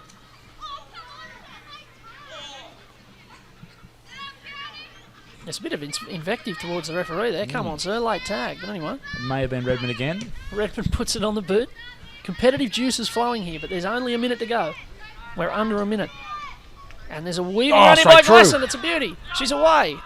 And she's better than away because she's going... it's taken there by Glanville. It's a beauty. It was a great step and weave there. She's been very dangerous out there, Alana Glasson. Now Bragg. They can put one more on. It's Finn. There's 36 seconds. Time enough to put a fourth try on. Dodds flat. It's a good ball from Church. It's an even better take by Barry, and she's taken on the line. They've got numbers to the left here, Morgan. It's still on. Dodds. She's going to throw the dummy. Try. She is. She scores. She scores. And it's 18-0 with 15 seconds to go. There won't be time for any more than a kick. The Kiama support is very vocal after the end of this game. They've probably got the biggest contingent. Patronage at the blowhole will be very slow today. They'll be wondering why. Well, not after your wrap. It'll be packed. No, it won't be slow tomorrow. There's full-time siren. So they are going to take the kick. Christy Church, as we see on the replay here, this was Alana Glasson bringing it back. Weave, sprint, gone. She's gone past half a dozen of them there. That weaving, that is Billy Slater. Yeah. That is Billy Slater-esque. Yeah. Carving it. That's right, and they kept working. And nailed the conversion. And the kicks over as well. It's a beauty. And so, Christy Church... Still going to replay here at the last game, the last try. Christy Church has put the kick over. She'll be very upset that this replay was showing when they could have been showing her goal. but such is life. And as we see there, they went across to Dodds and she was going too quick through the dummy and put the ball down. And that is all she wrote. At St John Oval for semi-final 1, Kiama have done it pretty convincingly. 20 points to 0 over Newcastle. And fully deserved. Newcastle, they've done well to get to the semi-final, but they won't be going any further. And that means that Kiama are through to the grand final to play the winner of Kincumber and Katingal. And that'll be taking place in a few minutes' time. Isaac, what did you think of that first game? It was a great game. I think a lot of people watching this who maybe haven't seen league tag before, and especially female league tag, the skill level out there is amazing. The speed, even some of the big hits as we saw from Redmond, it's all happening out there. Competitive juices. Absolutely. It happens. It doesn't matter where you are. We'll be back pretty shortly. I'm not too sure. A couple of minutes, I believe, with the second semi-final for the second spot in the grand final. I think they're pretty much going to roll it out straight away. Kincumber are getting ready on the sideline there. Well, let's hope so. So Kincumber. Where's Kincumber? It's on the Central Coast. Jesus, how do I not know that? It's Kincumber's on the Central Coast. You'll have to give me. I can't really provide you with too much more information than that. I'll check Google Maps when I get home. Don't worry about that. There you go. So they're going to be wearing the red. Now we're going to be getting a pretty similar colour scheme, which is going to be nice for people. And Katingal is near Tamworth. Near Tamworth. There you go. Like so you got your iPad out to check that, Morgan? I would never. Well, you're making fun of me. So they were the premiers in Group 4, I believe. Yeah, Group 4, which is the Tamworth competition. I think Tamworth West won in the men's competition. Katingal won in the women's. They're going to be wearing they're going to look like a lot like the Eastern Suburbs Roosters, with the red, white, and blue bars. And Kincumber are going to be wearing a red with a white V. And they're you might be able to see the Kincumber side. They're getting ready in the red circle there. Newcastle coming back off the field. Newcastle got a player on crutches there. That's a bit of a worry. Been a tough day at the office for the Newcastle girls. Apparently. There's still plenty of smiles out there, so it's not too bad news for them. But what you said before is absolutely right. I'd like to see a Newcastle League Tag competition next year, get the clubs involved. Well, you can see from the skill out there, there's certainly plenty of potential for the girls in Newcastle to be involved. Yep. Build it, and they will come. Exactly right. As true now as when it was first said, Isaac. Who said that? Oh, I've got no idea. Would you like me to check the iPad? No, it's all right. I believe it was Ray Warren. I think, actually, I think I do know. I think it was, oh, no, I don't know. I was going to say it was Yogi Berra, but I don't think that's right. Yogi Bear? No, Yogi Berra, the baseballer. I'm not your average man. Yeah, that's right. Very good. Oh, look, I said a few minutes ago that of all the things I expected to see today, a sin binning wasn't one. A Yogi Bear impression and a Braveheart, they weren't either. Yeah, well, mate, we haven't done too many calls together, but I knock theirs out daily. I think that's great. It's the life I live, Colour and it's good stuff. Pride myself on my Yogi Bear impression, of course. So we're getting the shaking of hands here. Katingal, you can see in the red, white and blue on right of screen. And Kincumber, they're in the red on the left of screen.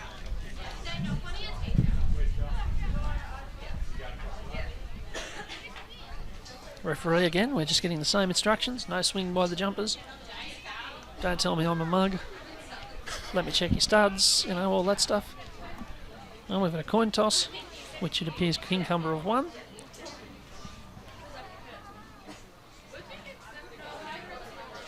And she's going for the 2, it seems. It would seem so, off the kickoff. So we're going to have a kick goal from the kickoff here, which is a rule variation in league tag. It is one of the questions that people do ask when they're watching rugby league for the first time, or indeed rugby union. They say, hey, if the kickoff goes through the posts, do they get points for that? I'd like to see that rule brought in, can I just say? But then you just have blokes kicking 2 points every time they kick off. That's true. One team would never get the ball, because you'd just get someone like Johnny Wilkinson playing for one of the teams, and yeah. No, that's a very good point you raise. See, I haven't thought it through. I'm a very serious person, mate. Yep. No, that's clear. Away we go. Semi-final 2. Who gets to play Kiama? in the grand final. Well, Kincumber are making a start. They've got the ball. They're running from left to right on screen, as you see it here on Bar TV and on the Country Rugby League website. Morgan Campbell and Isaac Butterfield with you. This is semi-final 2. The grand final will be played at 20 minutes to 6, so in about an hour's time from now. And away they go. Kincumber with the ball, firing it over there to the left-hand side. And this is the number 5, Jamie Frezard, there with the ball. And they go to the short side for the kick. Interesting kick. Well, it's going to be a bit dangerous because end over end, unpredictable bounce. But it's taken there by Amber Philpott. The Katingal numbers seemingly designed to make life hard for the commentators. This is Constable. And away it comes. Good hands there from Smith. And this is Hodge. Oh no, Horn, pardon me. And a good ball here, and she's away. It's Ashley Allen, and she's still carving them open. She's gone past a couple. She doesn't go past that one. She's on the 40, but they're making good ground here, Katingal. Looking, taking it to the line. That's another good ball. Still they carved going. them open again. That's the 13, Horn, and Horn's taken down 10 out. That's the second good run she's made. Sullivan's at dummy half. Opening the play up there to the other Sullivan. And the kick's taken well over there on the far side by Jasmine Garrick. And Kincumber survive and trying to use it straight away. And this is Curnow. And they're steaming forward here, Kincumber. They don't have to go back. She might have had a look over her shoulders, but she's finally taken there, Garrick. That's the second contribution she's made in this set of 6 alone. This is Spencer. Spencer's galloping forward. She's gone past them. And finally the tag is going to be almost surgically removed. No, she's still going. She stopped and almost let her take it. Still running with it. They might be glued on those tags. It's all in that hip movement, I'm telling There you. you go. And there's a dummy there from Sullivan. Last tackle. Good chance here for Kincumber. It's been end-to-end already. This is George, puts it on the toe. There's going to be a difficult chase on here, but it might beat them all, or will it? Oh, no, it doesn't. Touchy's called it. The referee says out to the 20. It must have been close. Lily Garrick in the 2 over there planted the ball down, but she did so outside the field of play. So Katingal survive. Both teams have had a scare in this first 3 minutes, and Katingal will take the 20 tap. Enterprising game again. Absolutely, there's plenty happening. Let's just see what they can throw at them here. They still need to get some good ball, but we'll see what happens. Bit of a rough tag. They've shown plenty of form early with the ball here, Katingal. They've busted them open a couple of times with good deft passing at the line. Away they go. Looking for players and can't find any. There were spaces there next to them. Plenty of support from the bench here. Huge encouragement. The bench are very loud.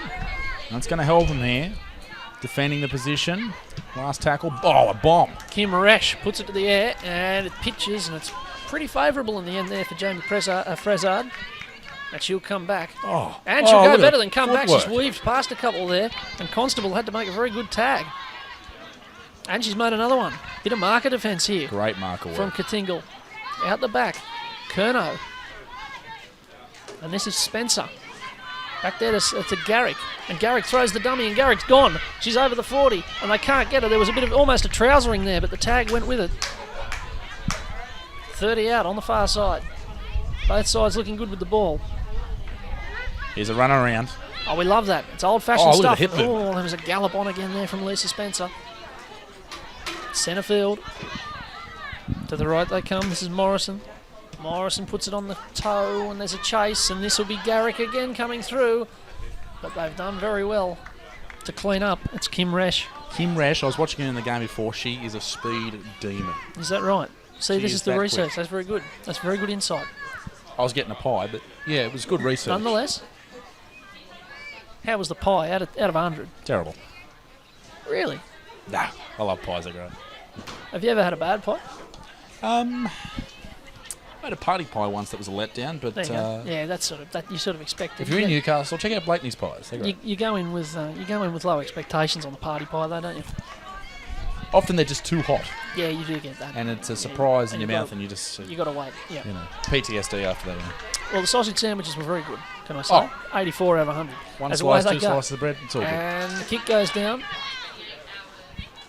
And it's taken back there by Frezard. And Frezard's coming back hard at them, and there's the hip movement, all right. She's gone straight past a couple. And she's still going. Oh, what a run. Oh, what a try. Referee's called something. Nope, come back. Come back. Well, she'll be knackered. She's had to run back 20 metres. But it was a great blitzing run there. There's a lot of speed in both these teams. This is Curnow. Curnow holding it to the line. Good play. Jackson, flat to Morrison. And that's George in the 3. Jackson again, going to the line. Curnow, Spencer. Spencer away there to Frezard. Frezard's hard to handle from there, but they've tagged her again, right on the line. There was not much more than a fingernail in it. To the left they go. Still a couple of tackles up the sleeve, but they put it on the toe. Curnow put it on the toe. Big it's shot. Landed on there, and it's a penalty. It's a penalty to Kincumber. It's like a swinging arm. I'm not too sure the calling there. Yeah, right. I think there's a suggestion there was a tackle made. There was a bit of contact there. Either that or excessive hip movement. He sort of looked like... sort of was doing a bit of an Elvis Presley sort of... Can't do that, number 7, who calls arthritis. And away they go. Is there a try this time? There is. This time they've got it. Nerida Powell has scored on the left-hand side off the tap kick, off the penalty. And that's the captain, Nerida. We interviewed her earlier on the day, and she was very excited about this game. The people that we've interviewed today have, on the whole, had cracking games. And Nerida Powell scores in the corner. And it's 4-0, Kincumber leading over Katingle in a good old-fashioned chaos. Yeah, it was Rachel Curnow who took the tap.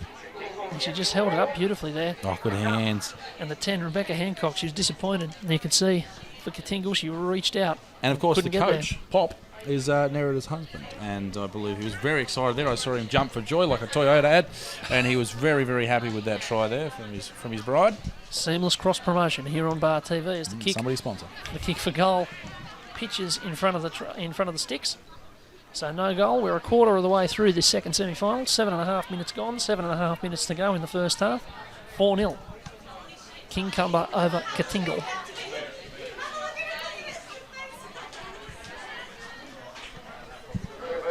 And of course, if you're watching in Kincumber or Katingle or the surrounding suburbs, good afternoon.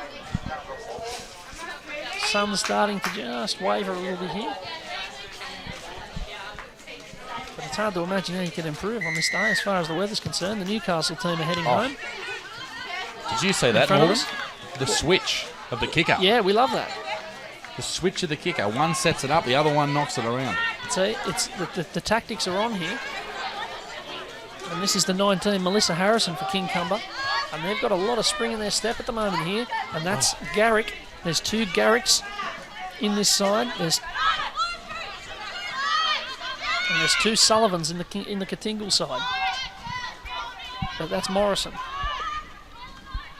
Curnow dummying about 1,000 times. And it's out the back to Spencer. Great ball over the top to Garrick. Garrick's away down that left-hand side. She'll come and weave back in. They've got her over there. It's a good tag by Kim Resch. Last tackle. He did say she had pace. Out the back they come. Rainbow ball over the top. And it's George who puts it on the toe. It'll be fielded in the in goal by Ashley Allen. Is there a quick tap here, Morgan? Well, all her players are onside, so you'd think she'd be allowed, but no. Referee says no. Now she's going to let them. Neither side exhibiting too much fatigue just yet. There's a few changes being made on the far side. 3, in fact, for Katingle. Unlimited interchange in this competition.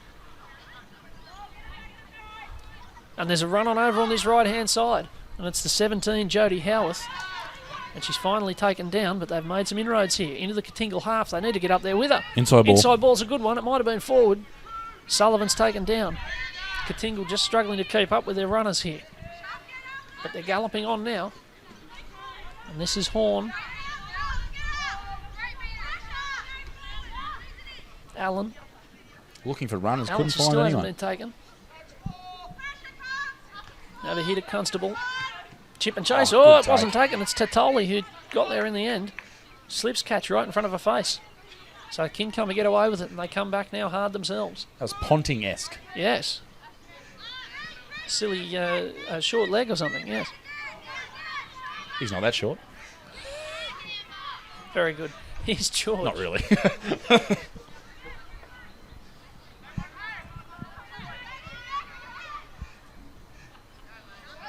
This is Spencer.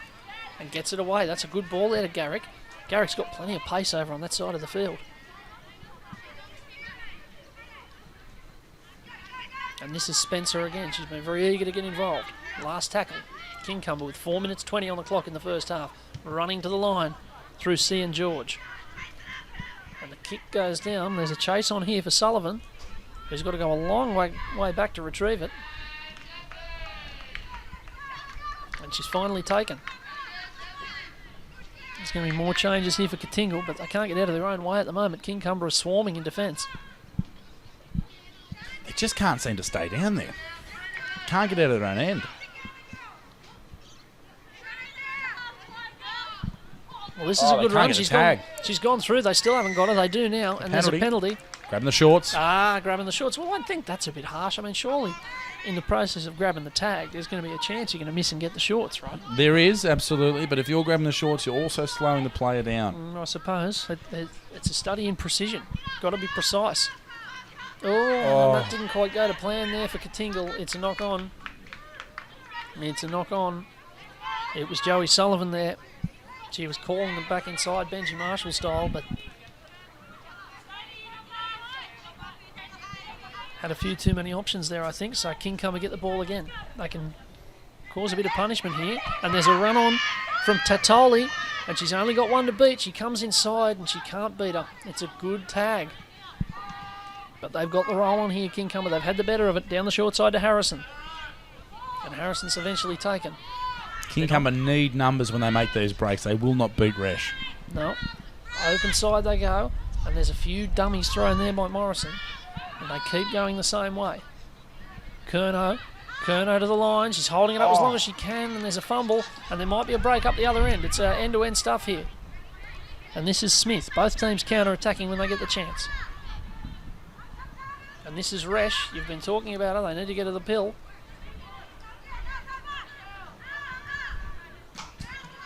And through they go with Allen.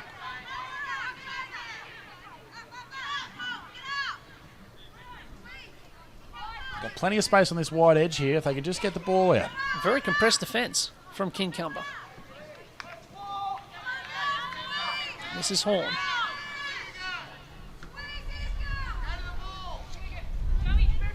And Constable. Yep. This has been a better set. They've made a bit of ground. And the kick goes down. There's a charge down there, or at least it was off a back. Are they going to say 6 to go? They're going to say still 5 and turn it over. Could have been a penalty there, offside. Yeah, there was a question, but the kick wasn't played at, says the referee. Went slamming into the back of one of the Kincumber players. And the world turns. 1:33 to go. Kincumber with one last chance to do a bit of damage here on the half-time break. And Garrick is still going, but she shouldn't be. She's got to go back and play it.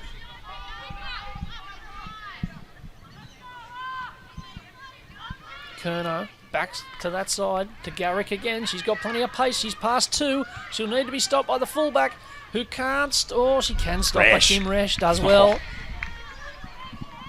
She does really well, but Kincumber are surging here. No dummy half there for a minute. That's Curnow now. Flat ball, and they got in the way. Up and disrupted the line. It's a knock on, and there's only a minute to go. There won't be time for much more here. Kincumber leading at 4-0 in the first half as a bit of a wind picks up. Of course, with daylight savings, the 4 o'clock chill is now the 5 o'clock chill. It is starting to get a bit chilly here in the commentary box. Yeah, that's right. And there's a flat ball and a try. Big call here. No. Knock on. No. Forward and knock on. Lisa Spencer, she was over. She was claiming it. They say knock on, but they're bringing her back to play it. Okay, fair enough. Over they go. This time, there's a ball. She's passed it to herself. She's done the Daily Messenger. She has, and it's not allowed. It's not allowed. She's had to go back. How the back it goes The to George. Yeah, I know. Always some narc talking about the rules. Curnow sticks it on the boot, and it's a good take over there from Rhiannon Peoples.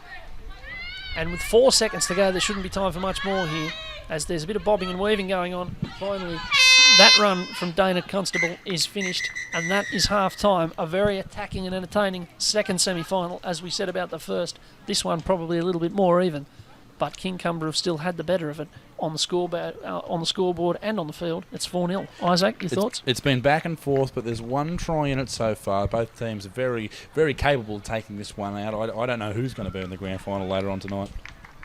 Well, I think that's quite right. Katingal looked good when they had the ball in decent field position. They threw a few flat passes and caused a few line breaks. They're keen to use the ball, but as you say, good attacking football from both teams.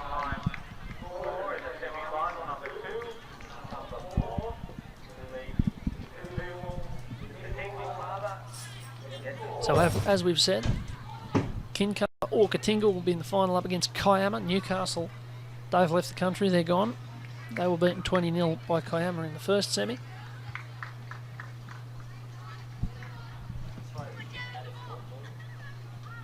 And we might take a couple of sponsors' messages, and we'll be back for the second half shortly. Australia's leading sports organisations have made a pledge to tackle youth binge drinking. Now when you're watching your favourite sports, like football, swimming, basketball, netball and athletics, you'll see this logo. it's all about coming together to have a positive influence on our drinking culture. We're strong enough to say enough. You can be too. Back your judgment. Stand up for what you believe in. Be the influence.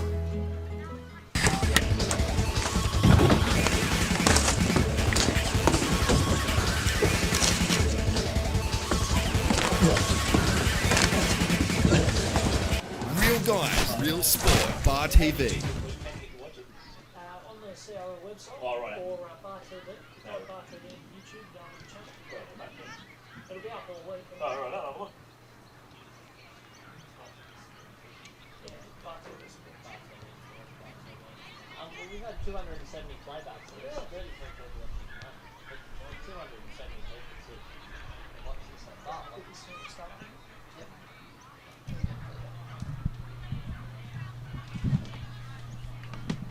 So welcome back to St John Oval. Morgan Campbell with you, with Isaac Butterfield here for the State Premiers Challenge in the Ladies League Tag. It's been a very big year for Ladies League Tag. We heard the representative from the CRL earlier,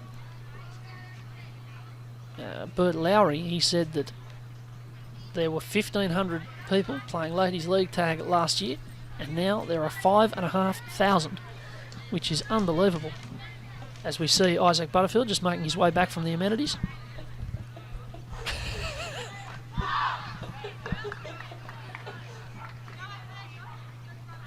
These are the things that happen in live broadcasting. I mean, you know, nature doesn't wait. Nature doesn't wait. The players are coming back onto the field, incidentally, as Isaac comes rather sheepishly and gingerly up the steps. Kincumber are about to kick off to Katingal, as I said at the start of the show, or at the start of this particular game. Kincumber are wearing the red with the white V. They're running right to left now on screen. Katingal, they're in the Roosters colours, red, white and blue, and they're running left to right on screen. Well, half-time's over. We better get back into this for the grand final. Well, it's for the grand final. Yeah. For the grand final, yes. Yeah, as the ball pitches over there, and that's a good take. Straight away, they're a chance here with Garrick. Kincumber, dominant in the first half after a cagey start. And Lisa Spencer has it. An early try here would be crushing. And this is a good run from George. And they're only about 15 metres away as she retrieves the tag. Kerno over there to Jackson. Jackson over there to Fressard. Fressard's not far away. They're going to have to tag her. They haven't done it, have they? Oh, they have. There's a claim. It's a very good tag over there. Who do you reckon got that? Oh, I reckon it might have been Resch. And here's Jackson. And she stopped. Last tackle. Big chance here early in the second half. This is Kerno. Kerno's weaving and she's taken. She's taken very well. Ashley Allen. Ashley Allen got up. And Katingal will survive. The Group 4 Premiers.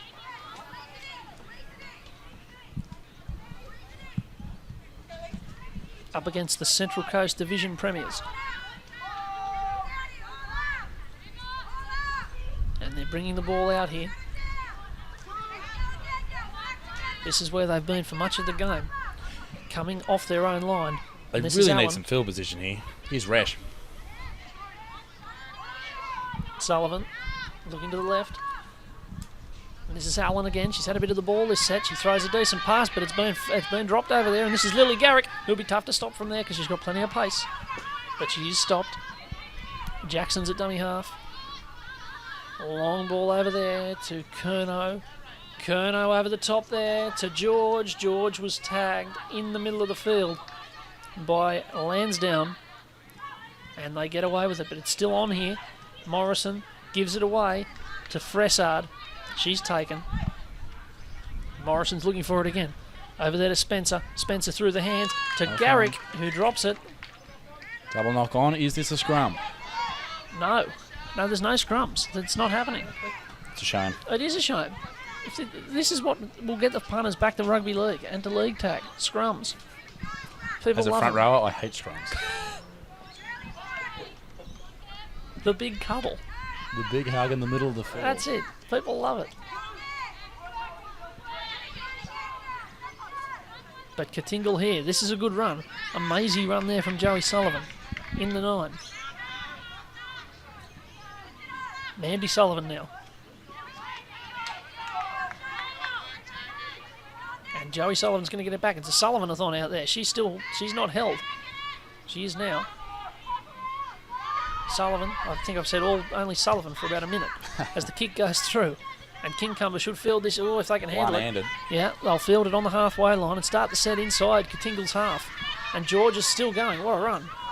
Through a lot of traffic there. There's a purling for a shepherd or something there. Yeah, that was like peak hour in Martin Place or something, 9 o'clock on a Monday morning. And there's a penalty at last here for Kincumber for offside. We know that gesture, we know that one. Yeah, there's been some interesting ones from the referee today, but certainly that means offside or... I don't know. Get away from me. Yeah, go away. Yep. Now we've got water bottle out on the field here. I don't know if you can see. Got the water bottle. No leak safe from the water bottle lady. No high vis, and she's almost in the action here. There she is. She nearly got a kick. Mum's on the field. Yeah, there'll be an inquiry here. I don't know whether the Katingle people are happy about this, as there's a run from Morrison. 13 on the field. That could be a fine or There you 2 go. competition points. That's it. As there's a ball over there to Fressard, and they're moving well here, but it's a good tag. She's made a couple of good ones. Georgina Lansdowne in the 7. Spencer. Garrick. Now Harrison. And Long ball. Spencer. Oh, it was a long ball. And this is Morrison. Jackson's in at dummy half. Here's the grabber. Kick through. It's not a baddie either from George, who seems to have most of the kicking duties. And there's a bit of Ben Hunt grand final The tactic. touch finder. Put it into touch. Slow the game down. Drain a bit more time off the clock. 10 minutes 15 to go. Kincumber lead at 4-0. Geez, you did feel bad for Ben Hunt in that grand final. Absolutely. Poor bloke. He played so well, and then that's the game, bud. Yep. Can turn so quickly.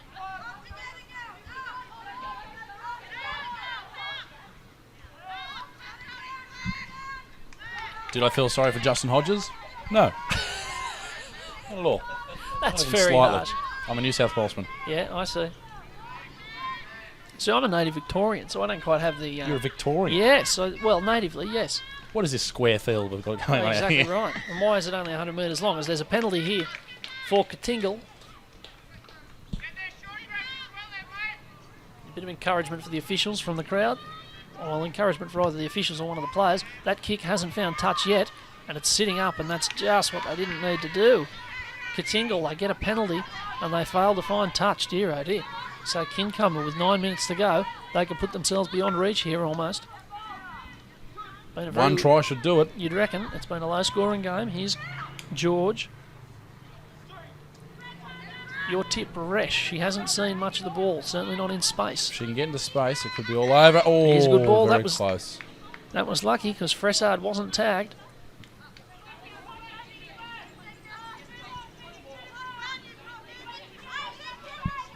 Jackson away to George. George is kicking again. Charge This time down. it's been played at. They'll get 6 to go here, and it's away to Garrick. 6 to go indeed. Now here's Morrison. Morrison's skating towards them. 15 minutes to go. Someone on the hill over there is calling for the video referee. I think that's a very bold claim. Here's Curnow. Spencer. Good ball. And this is free. Here it is the with footwork. Fresend. Oh, it's very good, but she's been tagged. Fresend on the run was tagged. Garrick. Short ball to George. George might stick it on the boot. Try. No, she doesn't need to. She's weaved through them. She's moved and swiveled the hips. And she's under the posts. It's all in the hip movement, Morgan. There you Great go. try there. And Katingal need a point a minute here. Kincumber are 8-0 ahead with 8 to go. With a kick to come. It's definitely doable. They just need some good ball. They just haven't had it, have they? They certainly haven't. I mean, if they can get into some space, perhaps something could happen. But behind the try line at the moment, and we've watched the replay, they're not really firing up. They seem to be sitting down. There's almost a try there. It looked like it was on for Fresend. And then Garrick realised there was no dummy half. She was very wise to that. Gave it to George, and as they all wondered what she was going to do, she made their minds up for them. Straight through, under the posts. And now, she's got the kick lined up as well.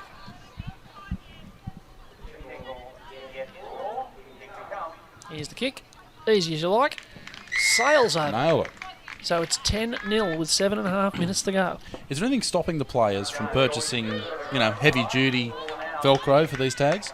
I don't know. Double stitching, perhaps? I'd reckon if this game went professional, I think that's certainly what you would see. Maybe I reckon you'd see glue as well. Bit of glue, maybe some cork in the tag, like the baseball? Yeah, a bit of clag, maybe. Clag tag. That could make a beautiful scandal. Well, James Graham, if he played this, just cover him with Vaseline. Vaseline, that's right. Well, I don't know, yeah. Maybe if you covered the tag in Vaseline so they wouldn't be able to get a grip off it, right? Yeah, no, I like it. Maybe Teflon tags. Yeah, see, we should stop talking like this because there'll be people watching this. Coming up with ideas. Next Ladies League tag. Will be an accessory. Premier's Challenge. All this stuff will be going on, and they'll be saying, whose idea was this? Here's Fresson, who's really coming into the game late in this half. There's a quarter of the game to go, less than now. Here's George. And she's still going. And she's got a bit of pace. She could be away from them here, George. She's gone past about 3 tacklers. Now she throws it out wide. It's good play. And finally, Tatoli's taken on the 40-metre mark. In fact, George was eventually tagged before she threw that pass. Curnow, they're working over to the left towards the commentary side of the field. Morrison throws a couple of dummies. She's finally taken. Garrick's in at dummy half. It's away there to Spencer, who's probably had the most touches out of any of the players, and she nearly went galloping through there with a bit of high stepping. Fresson at dummy half. Over there to Curnow. Curnow puts it in the air. It's a challenge here. It's trickling and running, and you want to be careful over there, Allen. But it goes dead, back to the 20, and an opportunity for Katingal. They need to take this opportunity too, Morgan. If they don't take it here, this could be their semi-final and the tournament all over.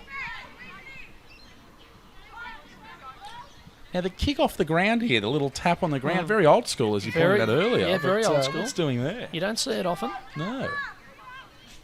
I know in rugby union, if you don't do that, it's not considered a tap. You can't just tap it on your foot. You've got to chip and... But in saying that, rugby union's a ridiculous game. That's exactly right. So who cares? That's right. Couldn't agree more. Come and get me. Oh, they'll be coming, don't worry. Resch with the ball now. You've been calling for her to get involved. Let's see if she can. Oh, she skated through one. Oh, that's good evasive work. And now she throws the ball over the top. I think she might have been tagged, but they're over the halfway here, Katingal. Can they build something up? Here's Sullivan. Sullivan gives it away to Sullivan. If I just keep saying Sullivan, I'm a fair chance of getting them right. Oh, the late ball. Howarth to Sullivan. Over to the right, Allen puts it on the boot, and that's a well taken. Thunderous kick, but it's taken very well. By the 19 on the field, I don't like that because they told me there wouldn't be a 19, but anyway. Read about it in the paper tomorrow. Still no, going. Go on, she's got to keep going. This is Spencer, and she stopped thinking she'd be tagged. For support. And the teammate said, hey, keep going. And this is good play, but finally the tag is made on Morrison, but they're into the Katingal half. And the axe looks likely to fall here, 4 minutes to go. Wraparound play is good, and that's brilliant play from Fresson, and she's ducking and weaving. She'll score all right. She's away and under the posts, and Kincumber are into the grand final. They'll be playing Kiama in a good old-fashioned coast-off, Central versus South. Absolutely. Morgan reporting for Getaway. But we'll just watch this on the replay when it comes up. It will be incredible hip work from the try scorer. I couldn't quite believe how quick she got through those gaps. It was very and good. Here's the replay. I enjoyed the wraparound that led to Here's this. the wraparound. She's come from nowhere. The defence don't know she's coming. The mystery and then 19, boom. and then bang. And then boom gone. again. The second step was a pearler. Was that Marshall? Was that Marshall-esque? I don't think Benji's done that for a long time. Well, not anymore, but back in the day, he was doing those ones. I'm surprised it wasn't a flick past just before she scored then. But, yeah, as you said, they're in front, and they look like they'll take this game out for sure. And they'll put the kick over here, I dare say. So it's George with the ball on the teeth. Jamie Fressard was the try scorer. Cian George kicks the goal. Kincumber, 16-0 over Katingal. Central Coast Division putting Group 4 to the sword here at St John Oval. Morgan Campbell and Isaac Butterfield with you for this State Premiers Challenge in the Ladies League tag for 2015. 2.5 minutes to go in semi-final 2, which means that the grand final is only a few minutes away. And by a few, I mean about 30. Which is a few in a way, isn't it? Well, you've got to remember, we do need this gap because the girls have played several games today. Each team's played several games. And started at 8 o'clock. Started at 8 o'clock this morning, is that right? Mm. Oh, they picked it back up. Yeah, Joey Sullivan there. I got an injury. I think she might have been collected on the way through. Bit of a slap. Entirely accidental, you would imagine. Well, you'd hope. As here's Horn wobbling his way through there. Couldn't quite get through. Here's Sullivan. Away to Resch. Resch holding it up. Bit of a turn of pace. Taken. Sullivan again. Flat ball away to Allen. Allen's almost through. Taken. Kincumber's defence has been eager. There's 1 minute and 30 to go here. Sullivan Inside again. ball. She's recovered from that injury. She puts it on the toe. It was a deflection. It's into very the mix-up. close. It'll be grounded. It'll be a goal line dropout with 1.5 minutes to go. It's a bit too late for Katingal, but they might be able to jag a try.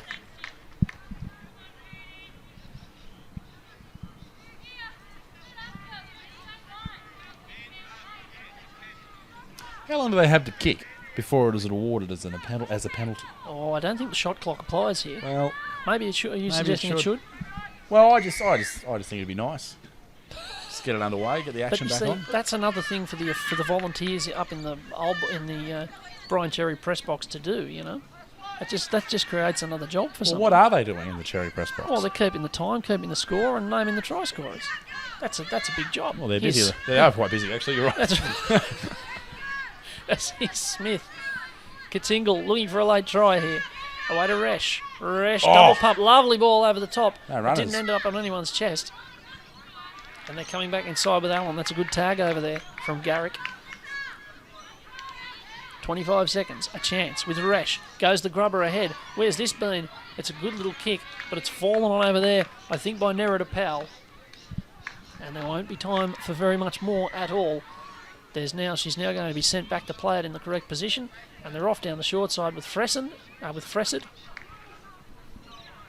5, 4, 3, 2, 1, and time. There it is. That's it. So Kincumber are the second team through to the grand final, and on the basis of those two semis, it would be hard to argue, because Kiama got the cash over Newcastle 20-0. Kincumber have almost matched that. They've knocked over Katingal 16 points to 0 here. Again, a pretty dominant display. Morgan, it looks like we're in for an absolute cracker of a grand final here at St John Oval. I can't wait. Both teams have shown plenty of flair, plenty of skill, agility, everything that you'd want. And it's going to be an absolute belter. So it's Kiama versus versus Kincumber in a few minutes, and by a few I mean about 25. So we might take a couple of sponsors' messages on Bar TV and be back with you shortly.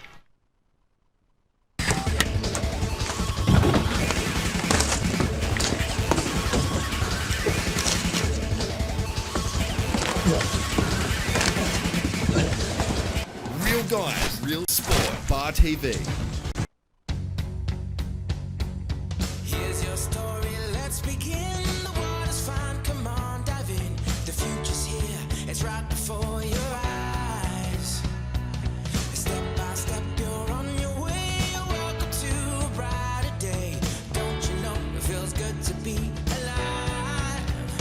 You could be larger than life, bigger than the world, living out the hopes and dreams of every boy and every girl. You could fly higher than the sky, shine brighter than the stars. You could have all you ever wanted, shoot the moon and reach for Mars. You know you could.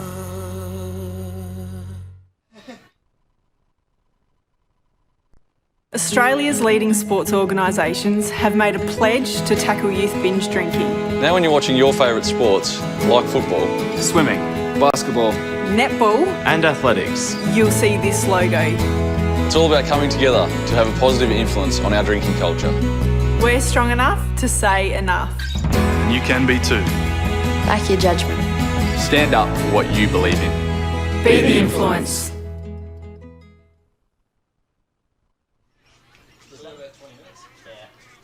Does that make it alright that you left when you were 3, or is that 3 years too long? Do you have Victoria plates on your car?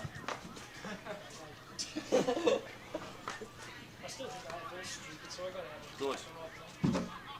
I don't see you, Bill. Don't get me wrong, that's alright. Did you fill me on that? Yeah. Run I've said, yeah, there's Isaac coming back from the Americas.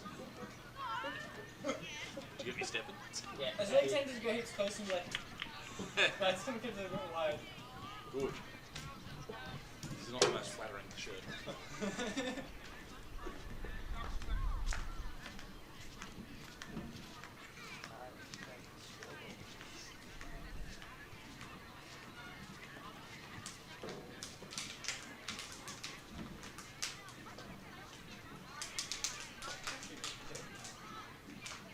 Yeah, everyone that's not playing is not playing. Yeah. Well, I suppose. Yeah.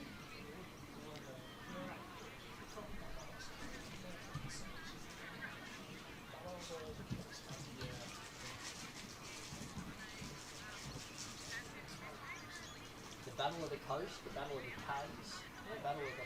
Look, there's a lot of subtext. I tell you what, not the place right now. That's going to make life very easy. Is that the one after? Oh, this one, sorry.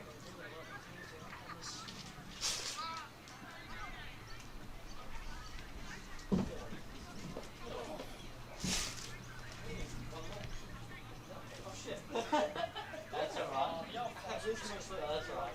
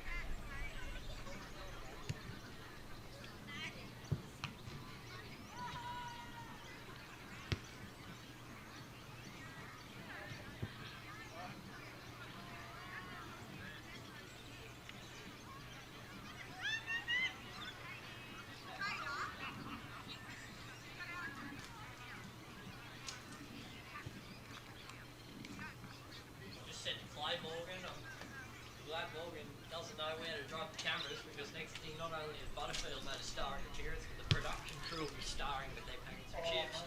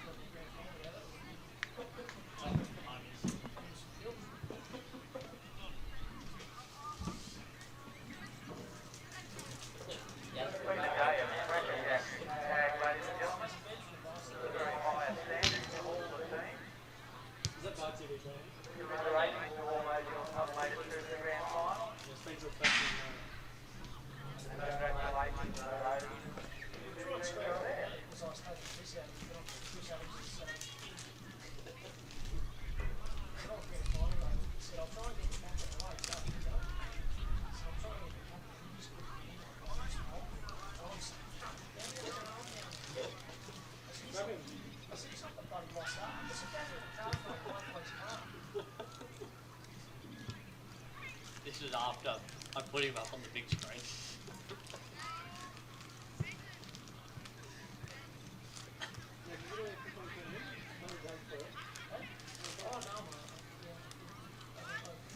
Pete threw to him,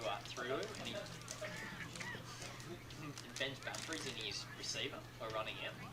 So Ben was on his way up, so he was in the tunnel, so he couldn't hear the boys. Like he could talk back, but he couldn't hear the boys. So, and Pete's thrown to him, and Pete's like, "Oh, we've lost Benno." Benno's. And Josh Leeson said that he's gone out the back for a smoke. And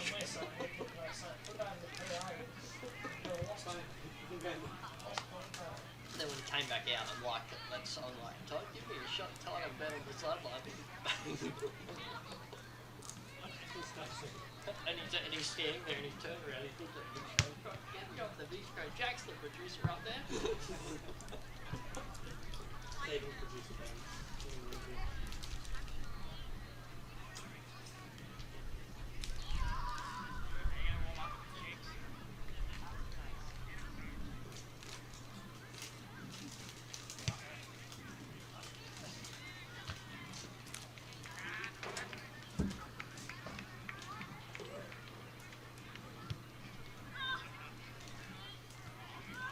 Well, there's still 18 people watching. What are they watching? Watching the blank screen. Just a screen with a buzz over like that. Yeah. Surely those people have to see it. What is it?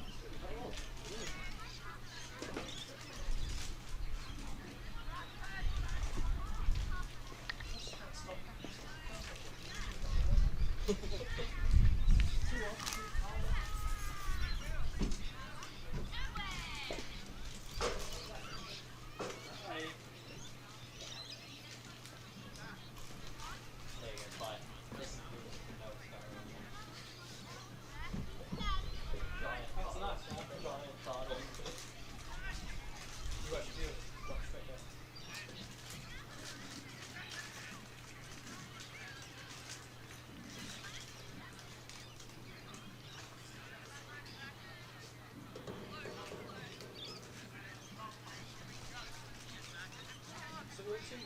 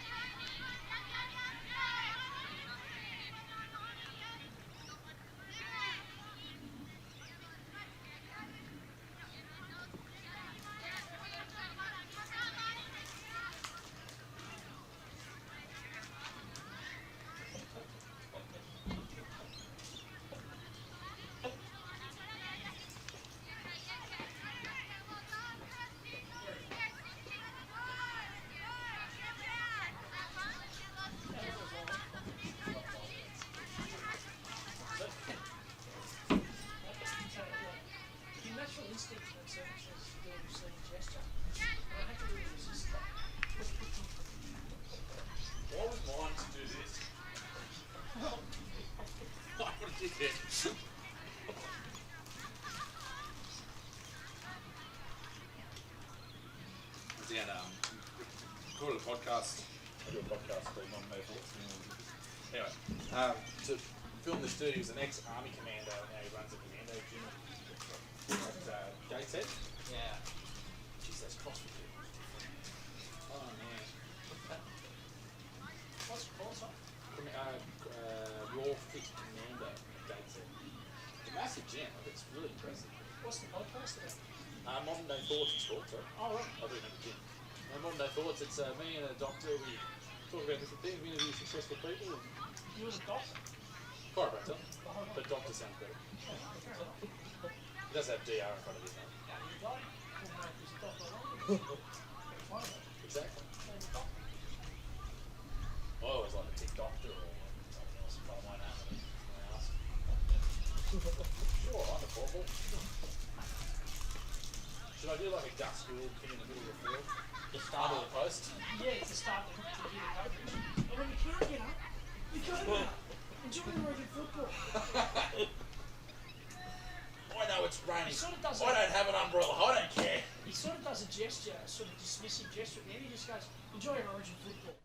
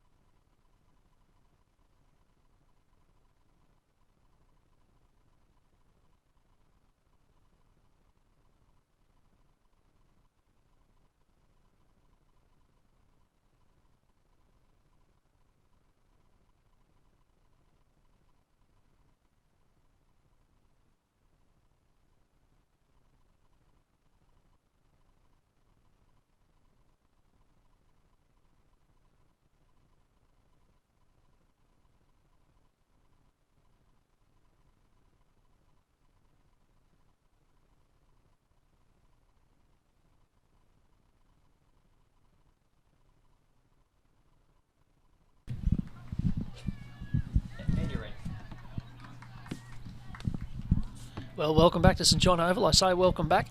You've been here all along. But we're here for the final of the State Premiers Challenge in the Ladies League tag, and it's going to be Kiama up against Kincumber here in the final. Kincumber knocked over Katingal, 16 points to nil. Kiama knocked off Newcastle 20 points to nil in semi-final 1. So we've just had the 2-minute warning. We've got someone yelling out, "Let's get ready to rumble," which is not an expression I've ever heard associated with league tag before, but I think it's a very good look. I like it. And we might run through the sides. For Kiama, number 1, Tyler Finn. 2, Rachel Condren. 3, Sarah Ben. 4, Alana Glasson, scored a ripper of a try in the semi-final. 5, Charmaine Holland. 6, Jamie Emerson. 7, Jacinta Barry. 8, Josie Troutman. 9, Christy Pan. 10, Ashley David. 13, Christy Church. 14, Lauren Bragg. 17, Lara Bell. And for Kincumber, as we see the teams having a bit of a natter before the kick-off. Number 1 for Kincumber is Jasmine Garrick. 2, Lily Garrick. 3, Sian George. 4, Nerida Powell. 5, Jamie Fressard. 6, Rani Jackson. 7, Rachel Curnow. 10, Rebecca Tatoli. 12, Amanda Morrison. 17, Lisa Spencer. 18, Lou Johnston. 19, Melissa Harrison. I've got Isaac Butterfield with me in commentary. My name's Morgan Campbell. Isaac, who do you fancy in the final?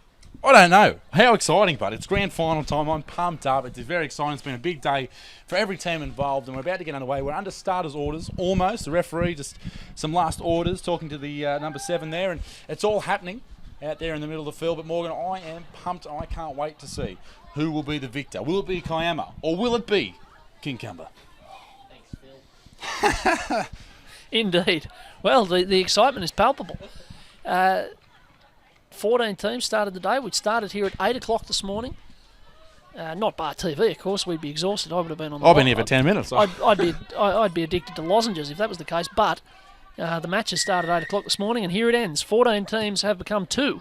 And this is the grand final, and it's a good take off the kick for Rachel Curnow, who brings it back, and she's tagged on the 30-metre line. Kiama kicking off and running from right to left on your screen there in the black and red with the black trunks. Kiama there in the red and white with the red trunks. Kincumber, they're running left to right on your screen. And they have the first use of the ball in this final. 20-minute halves in the final, unlike in the semis where it was 15. And it comes away now to George, who, much as she did in the semi-final, has started with the kicking duties. She puts this one down for Talara Bell to chase back. We've seen both these teams go round once so far. Who do you think are the most important players in both sides? It certainly centres around the halves and the people playing in the ball-playing roles. Certainly both sides have got, they've got great players either side of them, but I don't know. I think everyone's equally matched. It's really surprising. Don't get me wrong, there's some quick footwork out wide, but certainly in the middle, I mean, it's where it's going to happen. That's where it's going to happen for both sides, I dare say. Well, this is Tyler Finn with the ball now. Oh, she's got to go back. Oh, this is NRL level pedantry. We've got it 30 centimetres backwards. Get it back there. Here's Church. Straight ahead. Lauren Bragg's at dummy half. She got the first try of the semi-final. This is Bell. Sticks it on the boot. And it's going to pitch and be awkward here. It's taken down there by Fressard. Here's some speed from Fressard. Yeah, and a good mover too. And she's taken down there, but she's... there seems to be an injury. This could be a collision with the nose. There's a bit of trouble here, and I reckon there might blood. I think there might be. It's the one Tyler Finn who's down for Kiama, and she's in a bit of bother. Could that be a boot there, Morgan? I would imagine it would be an accidental one if there was. She looks in a bit of trouble though. She's getting up. No, it won't be a Jeff Tooby, Adam McDougall boot to the face, grand final style, but I think it will be accidental. So. She seems all right, but yeah, look a little bit sore. We'll have a look on the replay. It was Bell that put the kick down, and Finn was in pursuit. Here she comes across the field. Oh no! The ground. Yeah, she's gone face first into the ground. That'll be it. Whack right into the turf. Yep. Goodness me. Yep, that'll do it all right. So it's it's Spencer who played that ball, and now they come forward with Morrison. And George is the dummy half, goes down the short. Jackson.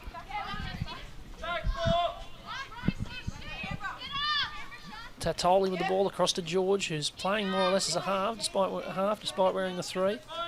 And she's in a dummy half now, looking to the left-hand side. And this is Spencer, who puts it on the boot.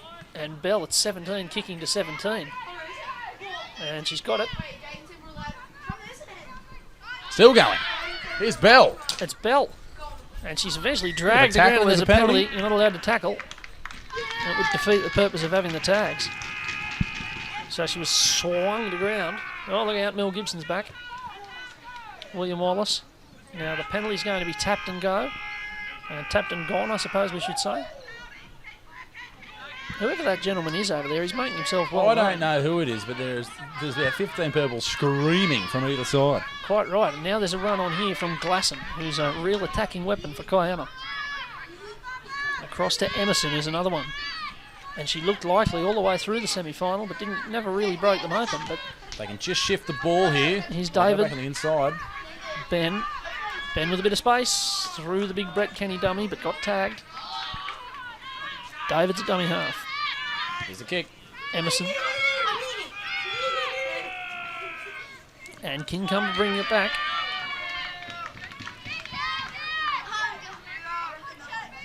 And there's a knock on over there, you would think. No, referee says knock back. There's a bit of controversy. It's Garrick. It's a big call. Yep. The ponytail on number 2. It's around enormous. the bootstraps. Crikey. I didn't notice that in the first game. When does a ponytail, what is the difference between a ponytail and a rat's tail? Well, I don't think a woman can have a rat's tail. I think It'd be quite offensive if I said, look at the rat's tail. Anyway, moving on. I think the rat's tail is an entirely male trait. As here's Glasson with the ball weaving and taken very well over there. Forward they come. Would you say it's an arm wrestle? Here they come though. It's not an arm wrestle anymore. This is Condren. Condren's taken down. It is certainly an arm wrestle. Yeah. They're playing right in the middle of the field. Let's see what happens here. They've got some pace. Pan still going. Riding on the back of the power of the Bar TV interview before the game. Here's David. Ashley David. Good ball. There to Emerson. Emerson with another good ball. And Bragg was taken down. They're moving on well here. Reverse pass there to Emerson. She loves a step. Gives it back to Bragg. They might have numbers out here. If she can get around them, she can. It's Bragg. She's taken very well. She's taken very well indeed. Last tackle. What have they got? Holland. Here's a kick. Church. Oh, it's not a bad kick, but it's taken well out Yeah, of they're there. going to shift it. And they're going to move it straight away. You're quite right. That's Jasmine Garrick, and the crowd's much more vocal. And here's Fressard. And Fressard's weaving. They're banging on the fence down there. There's only about a dozen or maybe 2 dozen Kiama supporters down there making plenty of racket. We went amongst that tent earlier today under the yarn to a few of them. Obviously, they've travelled a fair way to get here from Kiama. About, I reckon, 4 hours in the car. I don't know. Depends if you're going with or against the flow of traffic to the blowhole. It depends if you visit the blowhole, which, as you pointed out earlier on in the broadcast, that everyone does in Kiama as they put the kick through on the last tackle. It's not a baddie. Church got a foot to it, and it ended up not being a bad foot. It was almost a pass there to Bell, who's been dangerous in the competition so far. This is Condren. Forward come Kiama. The game just looking for something to break it open here. 5 minutes in to the first half. For the first time today, they're playing 20-minute halves. And that might tell late in the halves, the extra 5 minutes. Run around, no. Not there. Oh, they tried it, she's through. It's Ben for Kiama. And she's dragged down rather acrobatically there by Morrison. Fourth tackle. They're all offside.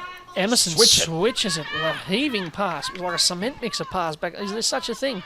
As away they go. This is Pan, and she's away. She's still stepping. It's Kirsty Pan. She gets it away, and it's a try over on the right-hand side, is it? No. No, there's a tag there, Morgan. It is. It's only just. It's Troutman. Away to Emerson. Emerson needs to find something here. They're on their line. Emerson throws the dummy. It was good play. And then she's pirouetted out of the tackle. It's Bragg. She gets it down. They haven't given it. Play the ball. Change over. That's a massive relief. Kincumber survive again. Is that a penalty? No, I just heard a whistle. Sorry, I was looking at the screen. I think he's saying turn around in a circle. I don't know what he's saying. I don't. Oh, maybe he has given a penalty. No, it's a tap and go. Well, there you go. All right, fair enough. Look, it's not our job to ask why. As this is Curnow. Rachel Curnow for Kincumber. And now Lisa Spencer. The best 2 teams in the competition. And big tag. Yeah, getting She's plenty of hurt too. There was a little fumble in that tackle, but they get up, they move it on. And the kick's jammed downfield, but Bell will take it on the halfway line and bring it back. Kiama are camped in the Kincumber half here. Central Coast versus South Coast here on Bar TV and the Country Rugby League website. As there's a weaving run by Condren. Here's Emerson. She looks dangerous and she's spinning, and that was a bit savage. Penalty. That was a She bit won't savage. like that. No, not a bit. Morrison, very harsh in the tackle. There's Put her in the bin as the call from the sideline. We've had one today. We did have one in reserve in the first game, in the semi-final one. But Emerson giving a bit of lip there. And now they're using the ball. This is good play from Pan. She gets it away. She's been dangerous. That's this a is great Condren. shift. Great ball there. And it's Glasson. They're in there again. 10 metres out. David holding it up, getting away. Not for long. Emerson. Barry. And they spread it. They've got numbers. Bragg. Over to the Church. Runaround. Runaround's a good one. Bragg. Dummying. Going herself. Through. Try. Oh, it's close. It's really, really close. She's got to come back. She's got to come back. I called it too early. Holland. Barry. Church. Might have to kick it. Goes herself. Taken. Last tackle. Emerson's in position to put something on here. Still 0-0 in the final. 11.5 to go. This is Bell. She's going to kick to the corner. It's not a baddie. Glasson's under it. Glasson catches it. Glasson scores. Kiama have the lead. Referee points to the spot. Wow, what a try! Out of nothing. The kick could not have been better. Goodness me. She hit that to an absolute T in the corner there to the winger. That was fantastic work. We'll have a look at Here's a replay on William Hill. They went over to the left-hand side. Run around. She could have got it out here, but no. It was on for Bragg, who then got on with it, got back in position. But this kick, Morgan, coming up here in a couple of passes. It's an absolute bottler. Wow. Across to Church, and she thinks, I'll just hold this. And Barry's in at dummy half. And as she gave it, you think, oh, it'll be Emerson here. But she just moved it on. And it's the 17. Yeah, it's Talara Bell who finds the chest of Alana Glasson.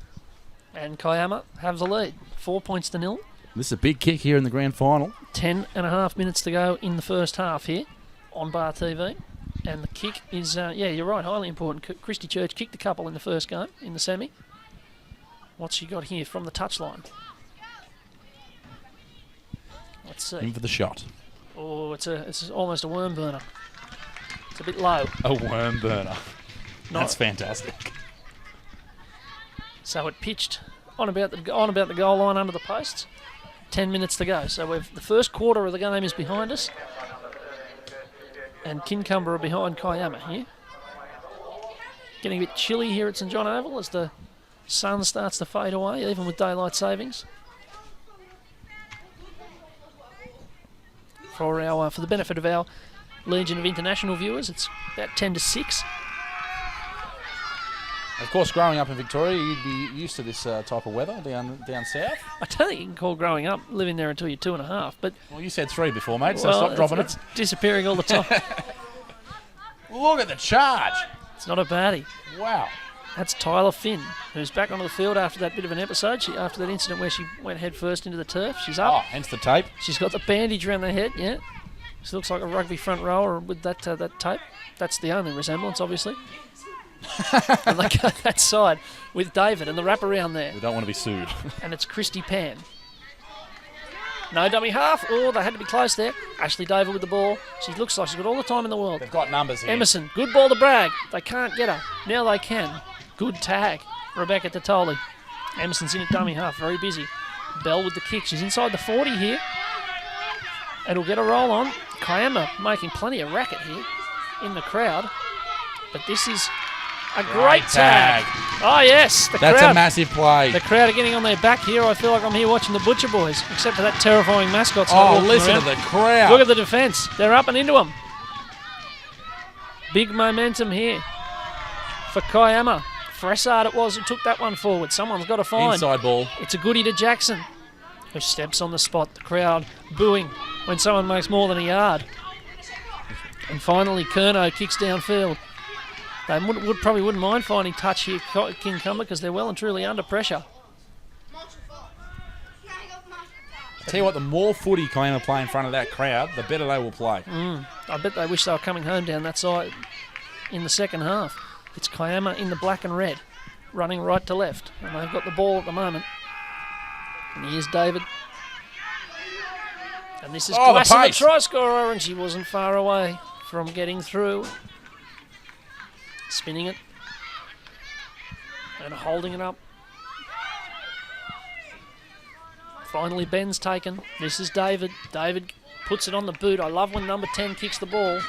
Doesn't matter what style of football it is or what competition or who the number 10 is. Now it goes away to Fressard. She's been quick. She's quick evasive, too. And there's a bit of space here. And if she gets past David, she'll be away. Great tag. But David stands and grabs and de-tags. So casual there, David. Yes. Morrison. Emerson did well there. Over the top they go. Appeal for a late tag, one of the great sins of league tag. Now the ball comes away. Suddenly Kincumber are turning the tables, and this looks like Garrick. She's got plenty of pace. Glasson's got to get her. Glasson does get her. Powell's in at dummy half. There's another tag on Powell. They've blown a tackle there, and the defence is back. Here's Spencer on the toe, chip and charge. She's chasing too, she's flying. Emerson's coming through. She's going to fall on this. Emerson couldn't pick it up. Who's got it? But Kiama could pick it up.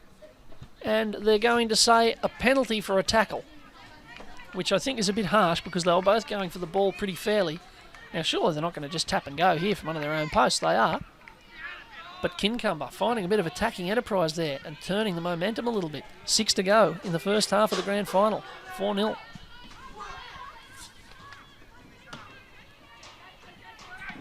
Quickly the tables turned then, Morgan. It was just nothing was happening for Kincumber, and then all of a sudden a bit of space and a break and some pace, and look at it, the tables have turned. They're in great position if they can just keep them here. Keep the kick small.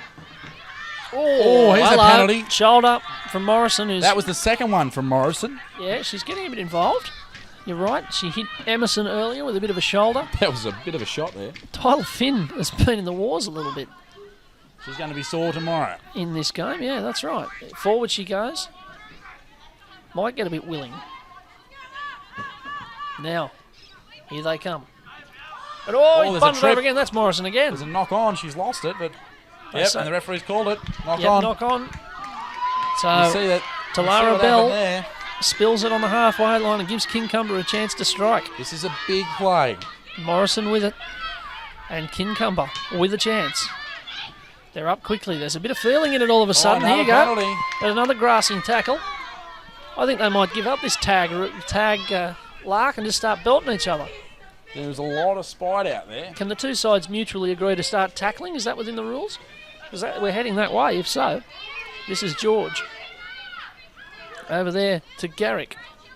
And Garrick tried to dart back on the inside. Couldn't quite.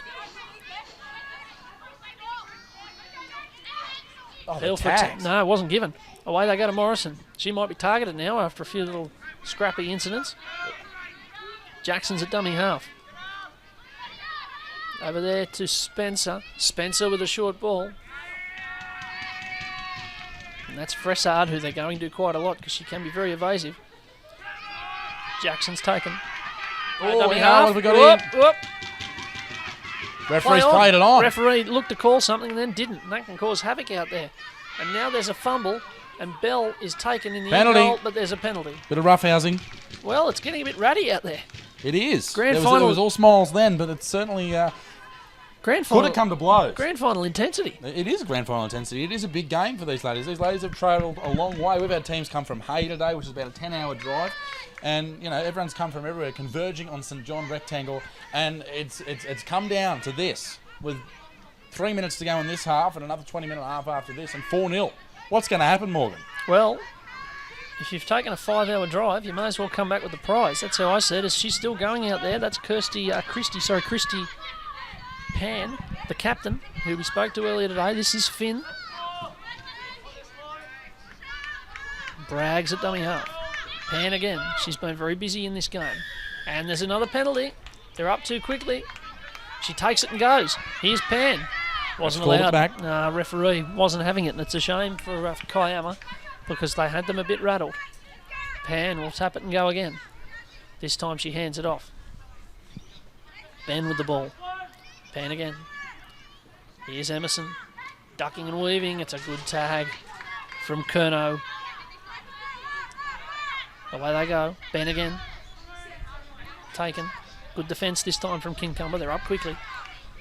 And now here's Glasson, and she's hard to stop from there. The 5'8" for Kiama has left the field clutching at her ankle. This could be interesting. Straight She's off. playing quite well. She's gone straight off the field. And here's a chance. Play. This is Finn. She might be too quick from there. She is. Try. She gets to ground and scores. Tyler Finn in the Pat Cash headband gets over in the corner, and Kiama double their lead. What a great comeback from Finn. She's been on the wars for this half, and to get a try almost on half-time, almost in the strike of half-time, this is massive for Kiama. I think I called it the Pat Cash headband. Without the checks, it's more of a Bernard Tomic, but as we see on the replay here, they were coming forward with Glasson.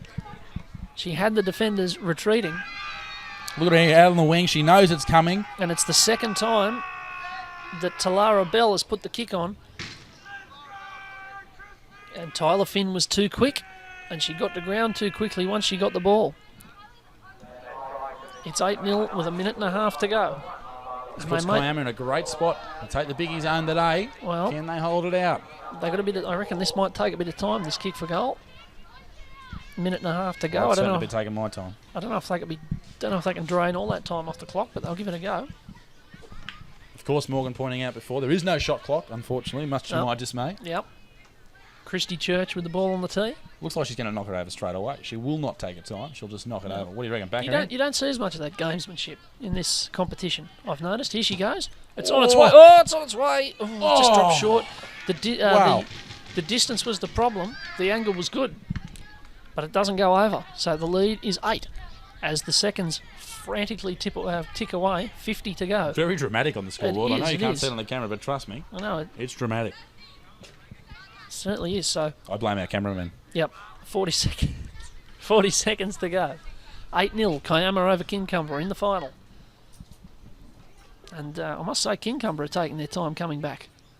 They might be very interesting. I think they just want to go and have a break and let the have a drink of water and just relax a little bit, because it's certainly been not one-way traffic, but it's been an arm wrestle, as you pointed out. Let's just see what happens here. They're going to kick it off. Will they go for a short kick?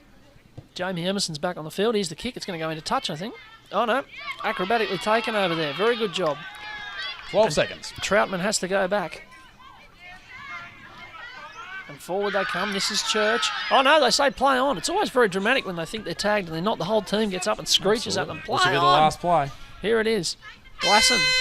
And that's time. And they'll take the ball up, and that'll be half-time. Yep, half-time here on Bar TV and on crl.com.au. It's Kiama 8, Kincumber 0 in the Premier's Challenge for New South Wales for 2015. Isaac, what did you think? First half, it was pretty entertaining again. Great first half. Kiama had the ball for so long. They were putting so much pressure on Kincumber's try line, but they come up with two tries, one late try that come out of nothing, and some carving runs there from especially the 5'8", who did come off the field late in that game. But it'll be interesting to see what happens in this second half. As we saw with the Kincumber, there was a break there halfway through that half, and it could have been anyone's game coming into this half-time. Yes, quite right. You mentioned just before the second try that Jamie Emerson, the 6 for Kiama, went off. The very important 5'8". Well, she's back. She came back onto the field straight after the try. So did she? Yep. So whatever was thought to be wrong obviously wasn't as bad. It's good to see you're paying attention. Yep. Well, you know. But yeah, they're in the huddle at the moment out there, Kiama. And they are fired up. There's a few shots going on there. There's penalties going every way. But the crowd, when you've got the crowd rattling and making all that racket, I mean, it can't do anything but fire you up. No. Got to make you lift. I noticed that the clock over on the Keelan Pavilion is indicating 15 minutes for the second half. Now, that could be a bit of controversy if they stop with 5 minutes to go. Is it a conspiracy? Well, I don't know. Maybe there's someone from Kiama up in the box. I don't know. Or someone very confident from Kincumber. One or t'other. But all is in readiness for the second half. This could be on the front page of the Newcastle Herald tomorrow morning. Absolutely. We've only just got over the Childish Gambino saga. Yeah, I mean, you know, with Mr. Gambino, there's just things you got to do in life when you're an artist, and what he did, he just needs to grow up and stop acting so childish. Too good. Too good. See, the wordplay, that's what people come to Bar TV for. Yes, well, Yep. I am known for it. Yep. Vocal art. And the 20 minutes has been changed on the, very on the good. scoreboard. Here at St John Rectangle Yes. this afternoon. Vocal Saturday afternoon. Morgan Campbell and esteemed vocal artisan Isaac Butterfield with you. And I hope you're enjoying the coverage. We've got 20 minutes to go in the day, which has been a very long one for the players and for the spectators and for the coaches and especially for the volunteers at St John Oval. And the ball boys, the local ball boys. Yes. We were talking to 2 ball boys before. They're down in front of us now. They're giving the thumbs up and a bit of a wave. Hey, big fella. Time alone. That's a goal. Get that on the footy show immediately. That's cold. That's You're a blast dear. in the past. You weren't even born when Chief was doing that. No, quite right. So the CRL, it remains to be seen whether the Country Rugby League will fall foul of the child labour laws for keeping them here all day, but we will. Time alone will tell. As Kiama are back on the field, I mean, they were never off the field. That's where their huddle was, but they're forming up to receive the kickoff. There's the 2 ball boys there we were talking to earlier on. There seems to be one down on the ground. But he's all right. He should be all right. Yep. He had a bit of rest. I think he's hurt his knee, but he's back up. I think he's just worked out that he's on telly. He's on the telly. Where's that? Hey! Yes, great stuff. That's cold. There he is. He'll be showing his kids that in 20 years, or hopefully more than 20 years. Yeah, that's a historical relic if ever there was one. Hell, that's gold. Dear, oh dear. That's gold. Oh, where's the That's Tops? Do you know That's Tops? Everyone knows. What was That's Tops? Do you know That's Tops? He doesn't know That's Tops. Yeah. That was about 2 years beforehand. I don't even remember. That was the 2 thumbs up. That's right. Yep, I remember John Howard did one very famously. Yeah, that's it. That's the one. Very good. They learn quickly, these CRL ball boys, and we're away for the second half. This is going to pitch and come back, I reckon. Oh, yep, sure enough. Kiama might still get up with it. Oh, there's a bit of a contest there. Penalty. And indeed, a bit of interference on Ben there, and that's entirely fair, that penalty, I think, as Ben comes forward on a weaving run. And straight away, Kiama begin the second half as they ended the first. On the roll, Christy Pan with the ball. And here they go. This is David with a short ball to Bell, who kicked for both the tries. Now Ben, and this is Emerson, and Emerson dummies and goes. She's looked like breaking through every time she's had the ball. Here's Ben, away there to Bell. Bell stepping, Bell Penalty. goes down. It's a penalty again. The penalty count's been very high today. The referee likes to get involved. That's okay. I reckon there's been maybe eight penalties in the game. It's actually 9. There you go. I'm only joking. I haven't been counting. I didn't think so. I was going to give you the benefit of an extreme amount of doubt, but You're just a nice man, aren't you? yeah, I try. 21 minutes gone. Regardless of being in from this Victoria. 40-minute final. And here's Ben. And Glasson away to Emerson, who dummies and throws a good ball out the back. And it's picked up. It's picked up there by Rebecca Tazzoli. And Kincumber survive again, but they need to do something other than keeping the ball on their own line. They need to get upfield. They need something special, maybe a bit of a chip and chase or a big scything run from one of their outside backs. Because at the moment they're rather penned in. And that's Garrick. 10 hours of labour. Comes down to this. Morrison sticking it on the boot. And it's rolling down there to Bell. And again, we've seen this a few times today. Kiama starting a set in the Kincumber half. And this is Bragg. And Bragg's through. Straight through. And Look at this. This could be one right in the guts. It's Bragg away. She's not going to be tagged. Try. She puts the ball down. Kiama 12-0 and well and truly on their way. You just missed that tag, and she is gone like a flash. Yep. Wow, what a try. Great pace. She scored the first in the semi-final. She's got the third in the final. 12-0, 17 and a half minutes to go. Kiama have got the foot on the throat here. And if this kick from the sideline goes over, well, Kincumber will have a mountain to climb. Through she went. It was a miss there from George. And then Fressard had to come across and try and effect the tag at great pace. And she didn't do it. And through went Bragg. And beating Fressard there, she is quick too. Don't worry about that. She's shown a lot of pace today. Would you suggest she'll be bragging about it? Bravo. That's why we get the big bucks here on Bar TV. You get the big bucks?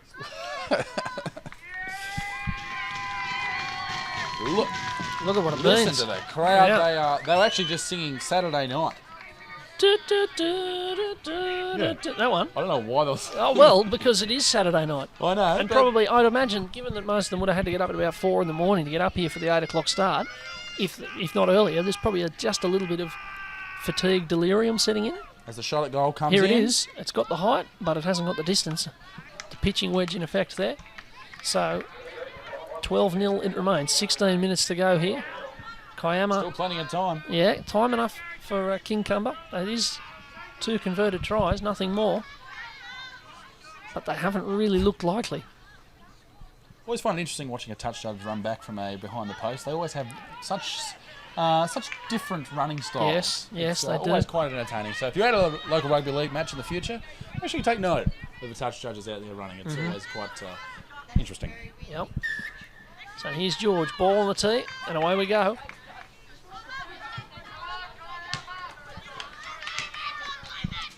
"15 minutes to go in the second half. Morgan Campbell and Isaac Butterfield with you for Bar TV and on the CRL.com Country Rugby League website, bringing you this Country Rugby League Premiers Challenge for the Ladies League Tag. 1,500 players Ladies League Tag had 2 years ago, or last year in fact. This year, 5,500. Wow. 5,500. So it's the coming thing in women's sport. Bit of a shoulder charge there, but 5,500 people in New South Wales, country New South Wales, can come together and play a ladies' league tag as the kick comes through. Here's now. Bell. This is danger because Glasson's coming as he's got plenty of pace, but it's taken down well there by Kincumber. You'd think surely they can replicate that in Newcastle and have these games and run a competition in association with the Newcastle Rugby League. Absolutely right. I mean, you would have to think it has all the qualities of rugby league without the chance of getting belted. So absolutely, it's got people plenty will be of appeal. attracted to it. Yep. People will come and watch it, and that's it's a real shame that the Newcastle Rugby League doesn't have that implemented already. But hopefully they can turn it around. I suspect it's not too far away as Morrison plays it. Kincumber looking for some inspiration here, and they're looking to their halfback. This is Curnow who puts it down. But Bell fields it very well. She's been good in both these semi-final look and at the hip final. turn. Look at the hip turn again. Here's Bell. Look at this. Oh. She almost disappeared when she turned sideways there. Now here's Glasson. Another hip and turn. she's away. Another and hip she's turn. missed. And if she got past that one, it was all over. Bell. Kiama looking to deploy the fatal blow here. Troutman.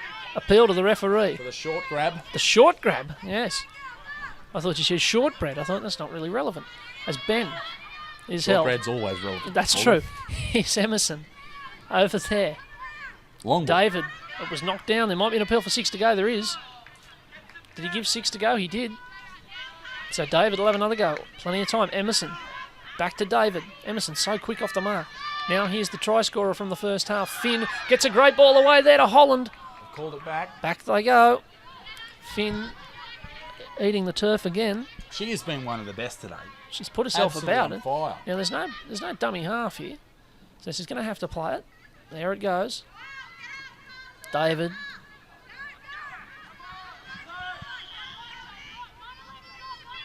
To the left they go. They find right. And this is Bragg again, and she tried the same move on George. This time it didn't work. They were up and aware. To the right they go. This is Finn again. She's looking for Emerson. She goes to the line. She's taken. Still a couple of tackles up the sleeve here. David, Bell, Emerson holding it up. Shimmy, shimmy, whoosh. Back inside. Emerson on last. She'll put it on the toe. And this one's trickling in. It might hold up. It's running. It's running. It's running. It's dead. 12 minutes 40 to go. Kincumber survive another raid. But they still remain 12 points behind. And 2 tries in a grand final is nothing, regardless if it's Oz tag, league tag, rugby league, chess. It's nothing. I tell you what, 2 tries in a chess grand final would be something to write home about. I reckon that'd set the Russians' tongues wagging. Gary Kasparov's just crossed for a 4-pointer in the right-hand corner. Gary Kasparov. That'll get him going. Who's that? He's the the famous chess player. Yes.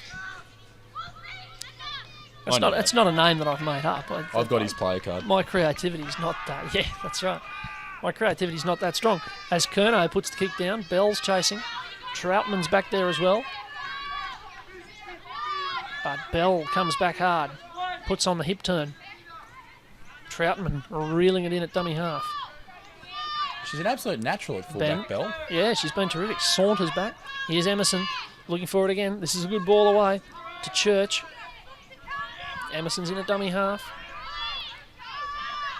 Back they come. That was Holland. Now Emerson, she seems to be working exclusively from dummy half here. This is Christy Pan, and she's still wrestling and fighting with him, and there's a penalty. There's been a bit of grabbing. She appealed to the referee, and the appeal was successful. There's 11 1/4 minutes to go here. And another try here would just about finish it, you would think, as there's a bit of Sunday stepping there from Emerson. Bit of the Watusi. But hibby shake. All that.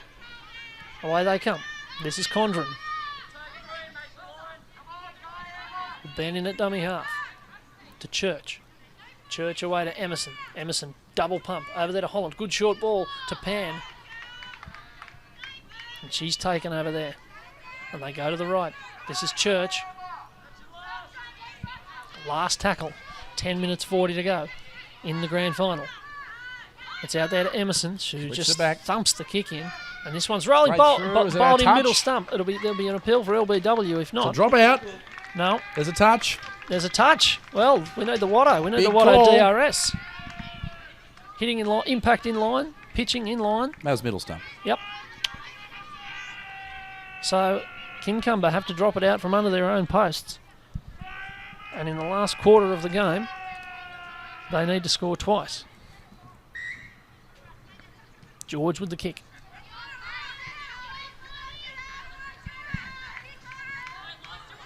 And it's Bragg bringing it back. She's been hard to handle throughout the day. Bennett dummy half. Emerson. Another one of those players that seems to have a lot of time. And she's getting a lot of touches in this second half. Oh, this But will be interesting. time, well, it was knocked down, I think. And they're going to say knock on. I certainly thought there was a hand in there, Morgan. I thought there was too, but I think it might have been a hand on the arm rather than on the ball. I reckon it's a good shout from the referee. Although I don't know if that sort of contact is strictly allowed, but... I'm not too sure. So it's Morrison and Kiama looking for something. Here's George. This is a similar game to what they had against Katingal. As away they go. And finally the tag is made on the 17 over there, Lisa Spencer.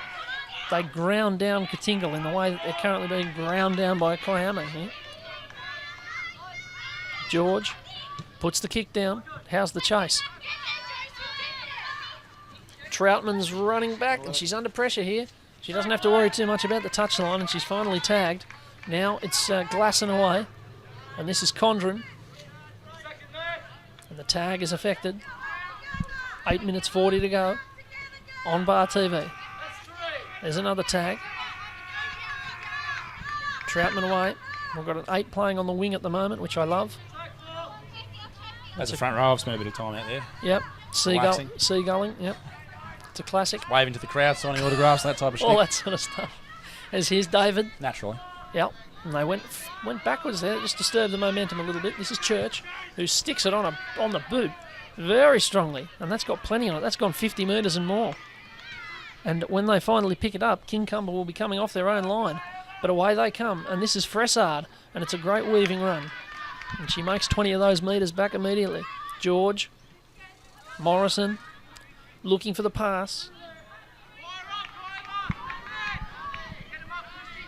The call from the crowd is fire up Kiama.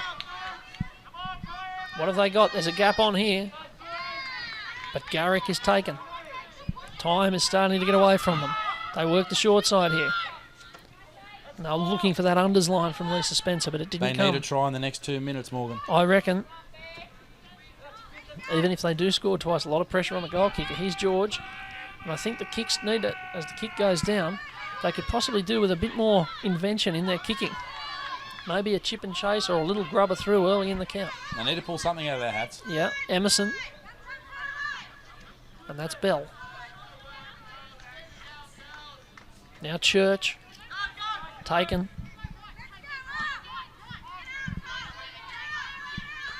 They're coming to Emerson again, who's really running the team. And this is Glasson, and she dummied and was almost away there. They need a dummy half. And this is Bragg coming back. She's still there. She'll still go for her. Still and going. Still there. And the ball's over the top to Pan, and it's finally taken, but they can keep working this left-hand side. She copped a bit of a knock on the way through there, Pan. This is Church. Puts it along the ground. That's all they have to do. Just make King Cumber work it back, but there's a mistake. There's a mistake. Referee's called it. Yeah, and this is a great chance for Kiama to finish them off here. 6.5 minutes to go. They lead it 12-0, and they could be about to apply the knockout punch. There'll be a week-long party at the blowhole this week. At the blowhole. in Kiama. Blow off a bit of steam at the blowhole. What is King Cumber's attraction? The cucumber, I believe. No, the Pacific Highway. As the harsh call from Morgan Campbell. The penalty comes in front of the post. They've got to be tempted to take the 2 here, don't they? If they got someone who can kick it, they're going to go for it. They're going to try it, yeah. If they've got someone running out, here we go. So it's going to be Christy Church. This will be it, Morgan. This will be the grand final. If they have the trust in the goal kicker that she can send this over 10 metres out, basically in front. I'm told that King Cumber's famous for King Cumber Mountain. I didn't mean that as a slight on King Cumber, by the way, when I said the Pacific Highway. It's just the only part of it I've ever seen in driving through. And a big thanks to our research department for for finding that very swiftly. Jack, you're an absolute beast. Go to bar.tv/fact check for all your information. As here's the crucial kick. Christy Church This can could pretty be the much. grand final. She could win it for King Cumber, for Kiama. She There has. we go. She's kicked it. That's it. 14 5 minutes to go. 14-0 with 5 to go. You'd have to be confident. I'm starting to get a bit nervous because there's Indian miners and magpies and crows tangling in front of us down in the concourse here. But the time just ticked under 5 minutes to go.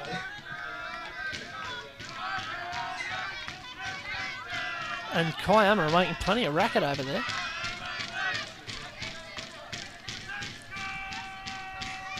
They're very slow to get back here.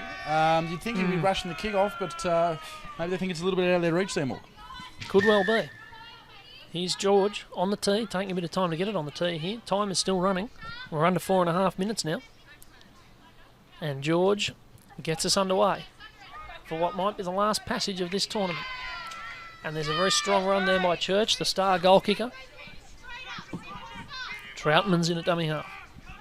This is Bragg, who's been one of the best. Sorry, it's Glasson, who's been good. I was going to say Bragg's been one of the best out there today. Bragg's looking for another try to take it home for Kiama and certainly take the bragging rights with her.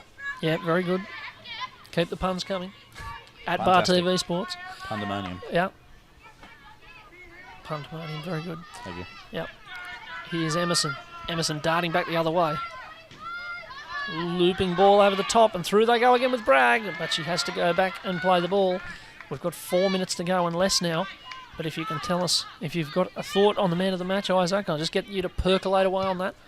Don't go off yet, because as the NRL Grand Final showed us, the man of the match does depend on who wins the game. It does, absolutely. And through they come. Kincumber needing something approaching a miracle now. They need 3 tries, at least 2 of them converted if they're to win. Here's Garrick. And Kincumber weaving their way forward. But they haven't shown enough dynamism in attack. Just as I haven't shown enough dynamism Dynamite. verbally. Now there's a run from Garrick, and that's the end of the Knock set. on. That's rather disappointing for Kincumber. Finn plays it out the back, and they're coming forward. There's 2.5 minutes to go here. Kiama are going to be the champions again. Having won the Premier's Challenge last year, it looks as though they're going to win it again. 2 in a row. When we spoke to them in the tent before the game, where they're stationed down there, the tent's since been folded up, but we said, are you confident about winning the semi-final? They said, no, we're confident about winning the final. And this... That's a classic quote there from Kiama. Well, it's a bold prediction. And here's Morrison, who's putting a tag back on. 2 minutes to go in the grand final, Morgan. Is it too early to call a man of the match, or...? I'd suggest, someone might just come through and do something at the end to steal it. We shall see. Just keep percolating over there. I can see the cogs turning. I've already picked one. Oh, okay. All right. No, well, let's just pretend No, that. no. Let's It's all just good. say, for argument's sake, that the cogs are still turning. Away they go. Here's Emerson, dummy. Still going. Thousands of dummies. She deserves a try. She's been terrific. But she won't get one. And here it is with Pan. Isaac will be heading straight out onto the field after the game to get some interviews, talk to some of the winning players. Condren with the ball. It's out the back there to Church. It's turned inside for Bell. And it's a knock on. So Kincumber are going to get the ball back for one last set, you'd imagine, after a big, long day's work. They're entitled to be proud. They've made the grand final of this competition. And they don't have too far to travel home. So I don't think they should be too upset having lost today. They've had a good day all the same. And you'd imagine league tag on the Central Coast, as with everywhere else, will only get stronger.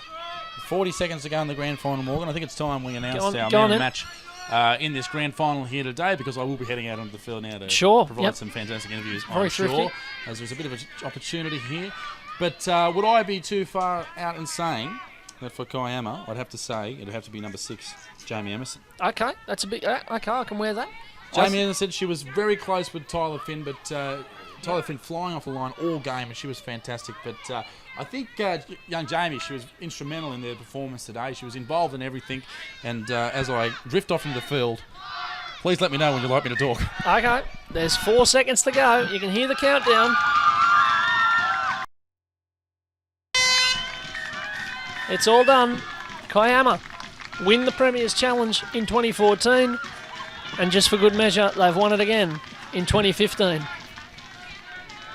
They've beaten Kincumber here well and truly after knocking off Newcastle 20-0 in the semi-final. They've beaten Kincumber 14-0 in the final. And as the medals and the trophies make their way out on a table out onto the ground, the players make their way off the field. Isaac Butterfield's down there. We can see him. He's just about to lurch into shot. He'll try and get an interview with one of the players. Oh, Morgan.